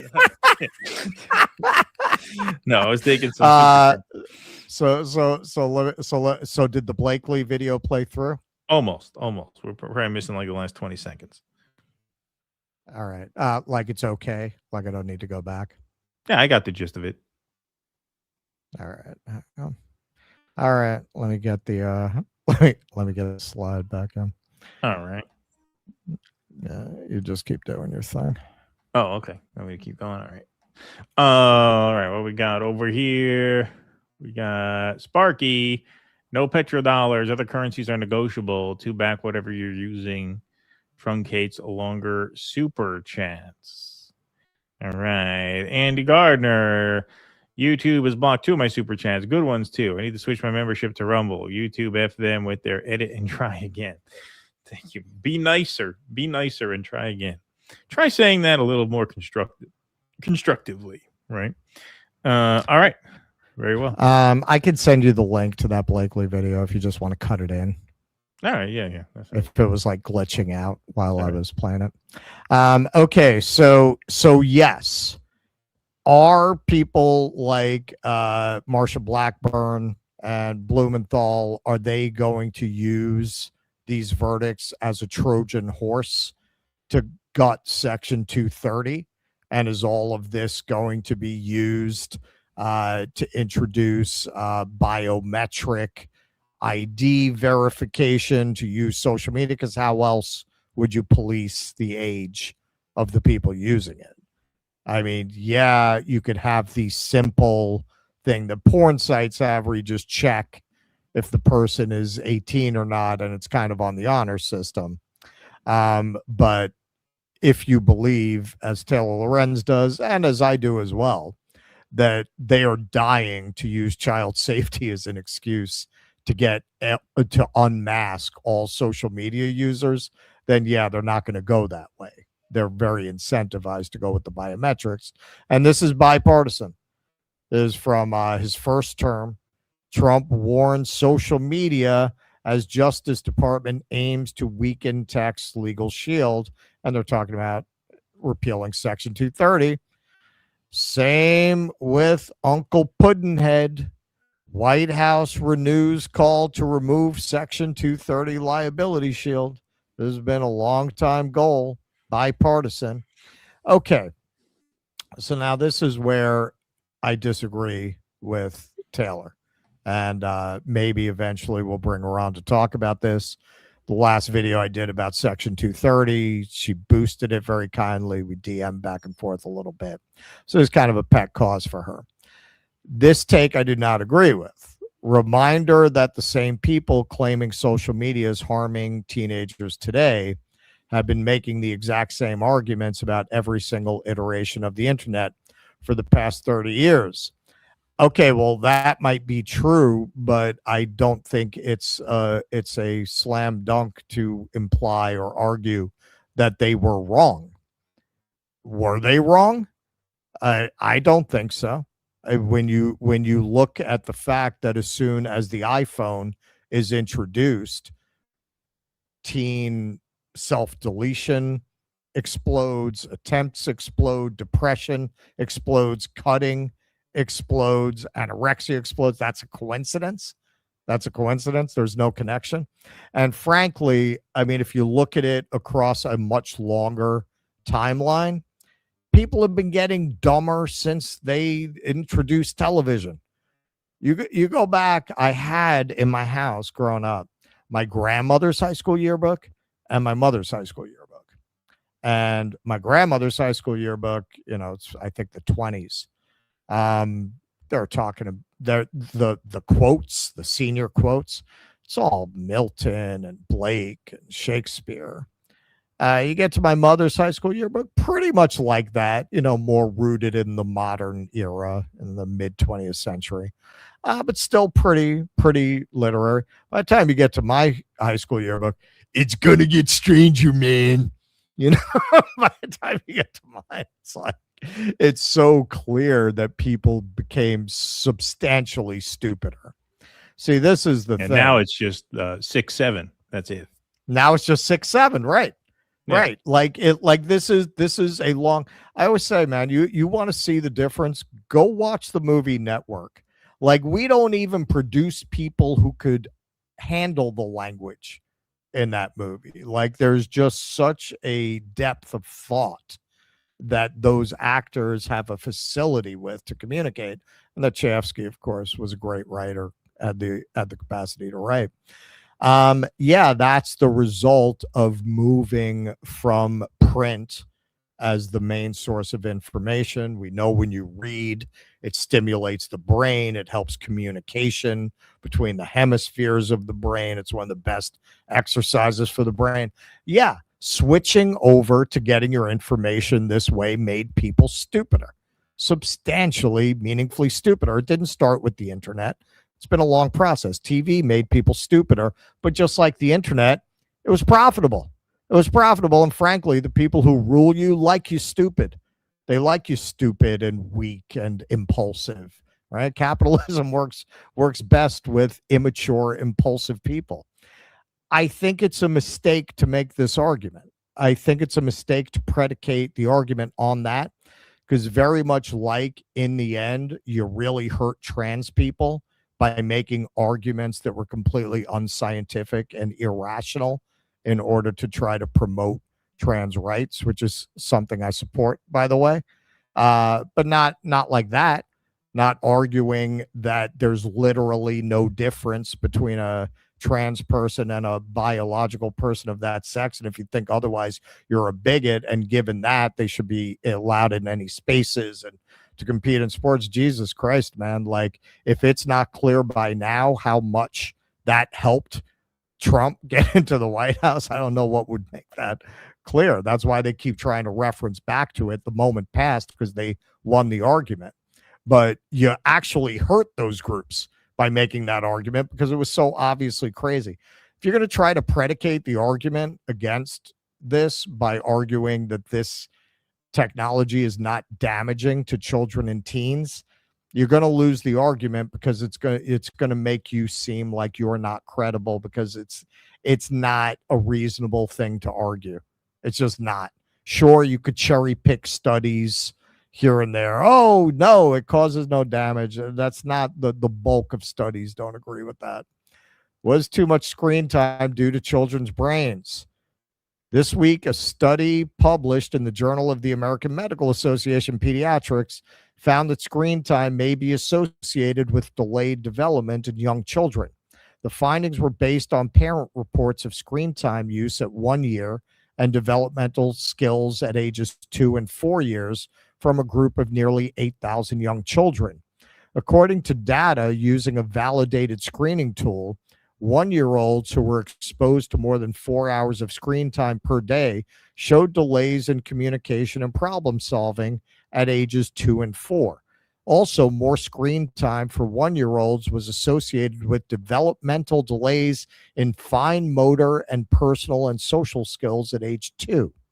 This research supports several previous studies that have shown a correlation between the amount of screen time among young children and the presence of developmental delays, particularly in communication and problem-solving skills. A landmark National Institutes of Health study that began in 2018, for example, found that children who spent more than 2 hours a day on screen time activities scored lower on language and thinking tests, and some children with more than 7 hours a day of screen time experienced thinning of the brain's cortex, the area of the brain related to critical thinking and reasoning. And then, kind of getting into tweens and teens, why young brains are especially vulnerable to social media. There's the American Psychological Association.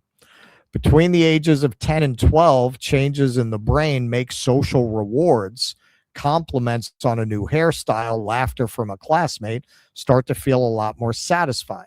Specifically, receptors for the happy hormones, oxytocin and dopamine, multiply in a part of the brain called the ventral striatum, making preteens extra sensitive to attention and admiration from others. Quote, "We know that social media activity is closely tied to the ventral striatum," said Mitch Prinstein, APA's chief science officer. It's a hard word to say. This region gets a dopamine and oxytocin rush whenever we experience social rewards. Right next door to the ventral striatum lies ventral pallidum, a region of the brain key for motivating action. These structures, which lie beneath the more recently evolved cortex, are older parts of the brain that drive instinctual behaviors. In adulthood, social media use is also linked to activation in the brain's reward centers, but two key differences may lessen harm, Prinstein said. First, adults tend to have a fixed sense of self that relies less on feedback from peers. Second, adults have a more mature prefrontal cortex, an area that can help regulate emotional responses to social rewards. I feel like this is so self-evidently obvious, I don't know what you would even be debating. Clearly, this technology is damaging to children and teens. I don't even really see a question about that. At the same time, does the government want to use that reality? And it is a reality. Do they want to use that reality for their own purposes to gain more control of the internet under the guise of caring about kids? Yes, absolutely. Both things are true. But you have to understand that both those things are true to make a cogent argument. You cannot just go with the argument, no, it's fine. It's fine. It's obviously not fine for kids. It is obviously not fine. So you need to come up with a plan that incorporates acknowledging reality. Because as we saw with the trans issues, when you fight reality, reality punches you back. And you lose all credibility with the public. And the people you're trying to fight win because they're able to make you look like a kook. So we need to formulate an argument that incorporates protection of kids. You can't just pretend that's not real. It's real, while trying to preserve social media for adults to have adult conversations. And admittedly, it's going to be very difficult to find a way to do that argues against the use of biometrics and ID to use social media. I don't know what the solution is, but you have to come up with one that acknowledges that there's a problem. Yeah, it sucks because, when we pitched this story to each other, I was thinking, oh, wow, something a little lighter for a change, but no such luck. No such luck. Well, my take on this. That's always been my take. I know. I mean, it's lighter than the Iran war, right? I mean, I suppose, yeah. That, sure. Right? Yeah. No, look, I mean, I think it's bad for me, not just like kids and teens. Sure. Like it's bad for me to be doom scrolling constantly. I mean, I do it for work, but it's not rational. Like I don't have to. Like realistically, I could do my job just as well if I resolve to check Twitter every 4 or 5 hours and get a roundup of the latest stuff. Well, that's pretty much what I do. That's what you do. I could do that, but that's not what I do. Constantly checking, because also now the news is so anxiety inducing. You want to see what's happening right now, because 5 hours, the whole world could be different. That's how they get you. Right. Like the whole world could just be different. If you wait too long. So yeah, no, it definitely gets you into a doom loop. It's definitely bad for your psyche. I mean, I don't think there's any question about it. I mean, your brains are still developing until you're 25. So right. The way I see it is, science was by far my worst subject in school. So it's hard for me to litigate that, but I take the approach of, hey, if I could tell it's bad for me and my brain is fully formed, then yeah, it must be bad for a kid whose brain is not fully formed. Of right? course. I mean, that just seems logical to me. That's what I'm saying. Like it's not even. I don't even. It's not a good road to go down if you want to be an advocate. To start off with denying obvious reality that any reasonable person is going to recognize. Yeah, sure. No, I mean I get that, but on the other hand, what I will say to do a somewhat devil's advocate here is that I think a lot of responsibility has to be on the parents, because the danger of over-regulating is exactly this, right?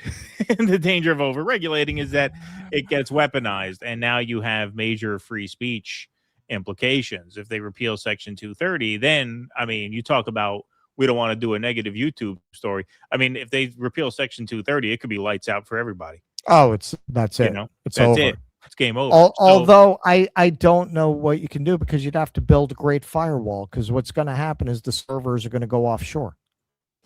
Yeah, it's a big mess. So it's definitely difficult, but I mean, I do think to a large extent, like, yeah, you know, parents have to parent. You know, it's a tough thing.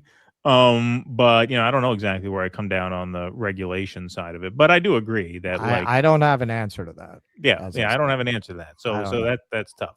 But there's definitely a tension here between, and there's and this is not unique to this issue. I mean, there's always a tension between a responsibility to protect children and the dangers of overregulating to the point where you broaden the scope of that government intrusion and that government influence to the point where it infringes upon the civil liberties of non-children. Right. That is a tough. Which is what they're going to want to do. Exactly. All right. Let's take some super chats and some Rumble rants before we close the lights on the stream today. Crayo6, love you guys. Keep doing what you do. Thank you, Crayo. Thank you. 3-Town the Bomb hotline 800 number in his phone. He will be the man on the inside for us. Thank you for the laughs and great show today. ACP.US. Thank you, 3-Town the Bomb. Appreciate that. Get Up King, Iran, hey Warriors, come out and play. Oh, speaking of sound drops, thank you for that super chat. I never got to this. In the year 2525. In the year 2520. We're not there now, but we were there earlier, and we're well past 666.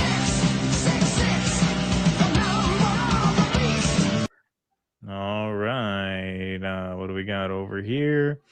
Vientica says, when's the Roblox lawsuit? They take legal action against people who expose what's going on. Nocturnal Human, speaking of YouTube, RB Ham will be streaming to YouTube also now. Also this Saturday, Sabby will be on his show.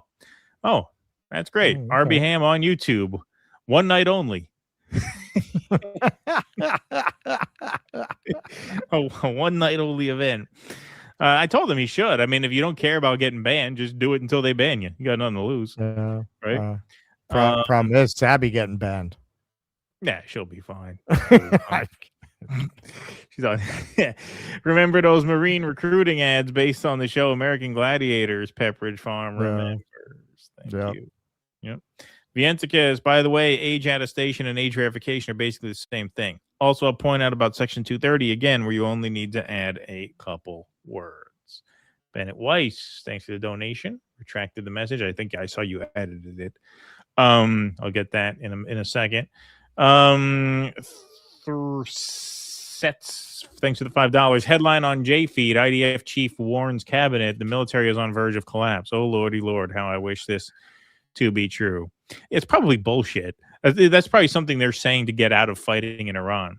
That is something the Israelis would say. We have no more men. I guess the Goyim are going to have to fight for us. We would. They are going crazy. So many years of genocide. They're minded like eggshell. It's not. They're depressed. They can't do. We wish we could help you fight Iran, but we have no more told them men. you only have to kill a few more children. They said no. Yeah. After this many, what difference does it make? But they say no. I'm going to look into that. Maybe we'll cover that Saturday because we're doing a couple segments on Saturday before the movie. That sounds like a very Israeli thing to do, to lobby for 40 years for a war. And then when it comes time to fight it, we have no more. So no more men. So I guess you have to fight for us. We wish we could help, but we can't. You know, we would, but we would. It's the Sabbath. It's the Sabbath. It's the Sabbath. It lasts 2 months. It's special Sabbath. Only come every 2,000 years. We find new tablet every day is Sabbath. We can't do it. Sorry. We wish we could, but our hands are tied. Thank you. You're great allies. We love you. You mean the world to us. Bennett Weiss. Oops, meant to type. Never ever vote for a proud veteran. Thank you. EO Shush, bad news for DD. The DD audience has filed a class action lawsuit against you guys for those addictive segments packed with too many base takes. You can't put the phone down while your show is on. We're addictive. That's right. Vientikis says you have laws in California, Colorado, and I forget what other state. You also have the Screen Act and another in the federal government. Interesting. $1 Million Trooper. In a capitalist society, it is negligent to the shareholders to not make your product addictive if at all possible. Yeah, of course. Yeah. Yep. Good point. There's that. Good point. They even use anime, manga, and gaming to push age verification. Also, fun fact, someone in Japan is making a move against Article 175 of their penal code to remove hentai censorship. Wow. Thank you for that. Michael Castillo, Dave Smith, 8 Adam Snosnick alive on Piers Morgan. All Adam did was embarrass himself and Patrick Bet-David and crew. Yeah, that was brutal. I watched that. That guy is a fucking joke, man. What a joke. What a pathetic. He actually did the Douglas Murray. Have you ever been? He actually tried to do that. Really? It was unbelievable. No, that guy is like a legit moron. Like, that guy is actually a stupid man. That Sosnick character. So is Patrick Bet-David, really. They're both a couple of fucking imbeciles. Yeah. You know, most people who do this have like a baseline intelligence where, like, even if you think they're stupid by professional broadcaster standards. Yeah. Like, yeah, they're stupid, but they're still, like, you know, smart compared to the average guy. No, those guys are actually dumb. Like, that Adam Sosnick guy is actually a legit dumbass, like sub 100 IQ moron, like an actual moron. Yeah, it was awful. But I watched Jesse Ventura. That's why I watched that. Didn't watch it for them. I watched it for Jesse Ventura because he was fucking funny. We almost covered that today. I have chosen you to preach this evangel, Russ. Thank you, Stoop Sign. So, that's a network reference. Yeah. Piers Morgan mentions Butler to Jesse Ventura. He says, "Well, you never hear of a blade job?" Yeah. Yeah. Funny. Guy's character. That guy's great. I can't help but love that guy. I know he lived out in 2024 and endorsed Kamala because she's a woman, you know. Yeah. He's a character, but I mean, that guy is just he's a free spirit, that guy. I give him that. In a capitalist Andy Gardner asked Russ to steal me what? Macaque. Edit, try again. Dude, I shot this, man. I just stumbled on a fucking pet store in Cambodia.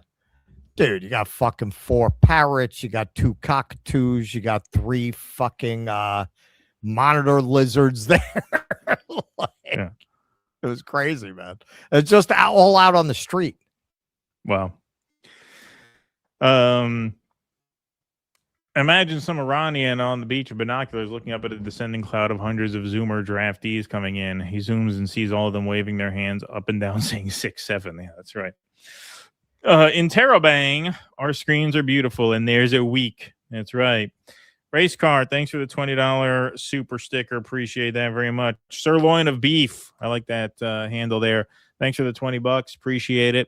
Great show, guys. My condolences, Keaton. Continued safe travels, Russ. Well, thank you. Thank you. Thank you very much. That's very kind of you. All right, folks, that is our show. Appreciate you all very much for being here. Thanks to the YouTubers. Thanks to the Rumblers. Thanks to the mods for keeping the peace in the chat. Once again, we'll see you all on Sunday for our regularly scheduled show, but we will have a brief show Saturday night starting at 8 p.m. Eastern. We'll do a couple segments live on the public feed. And then it is Film Club night. We'll be screening the John Pilger documentary, Cambodia Year Zero. For full access to that movie night, sign up at patreon.com/do dissidents. You will get an email with 2 links. One will be to the public show, but the other will be to the members only link where you can watch the entire stream, including the film presentation, which is an interactive presentation followed by a Q&A. So that's patreon.com/do dissidents. It helps us out tremendously. And this is a great new endeavor with Right Brain TV. We've got tons of great films that we can look through. And we screened a film about the Vietnam War last month and Cambodia. is this month. So thank you all very much for being here. Thanks for spending the afternoon with us. Smash that like button on the way out. Smash that subscribe button on YouTube, that follow button on Rumble. We'll see you guys Saturday night at 8 p.m. Eastern. Until then, thanks very much once again. Be safe and be well. Courage! Please clap.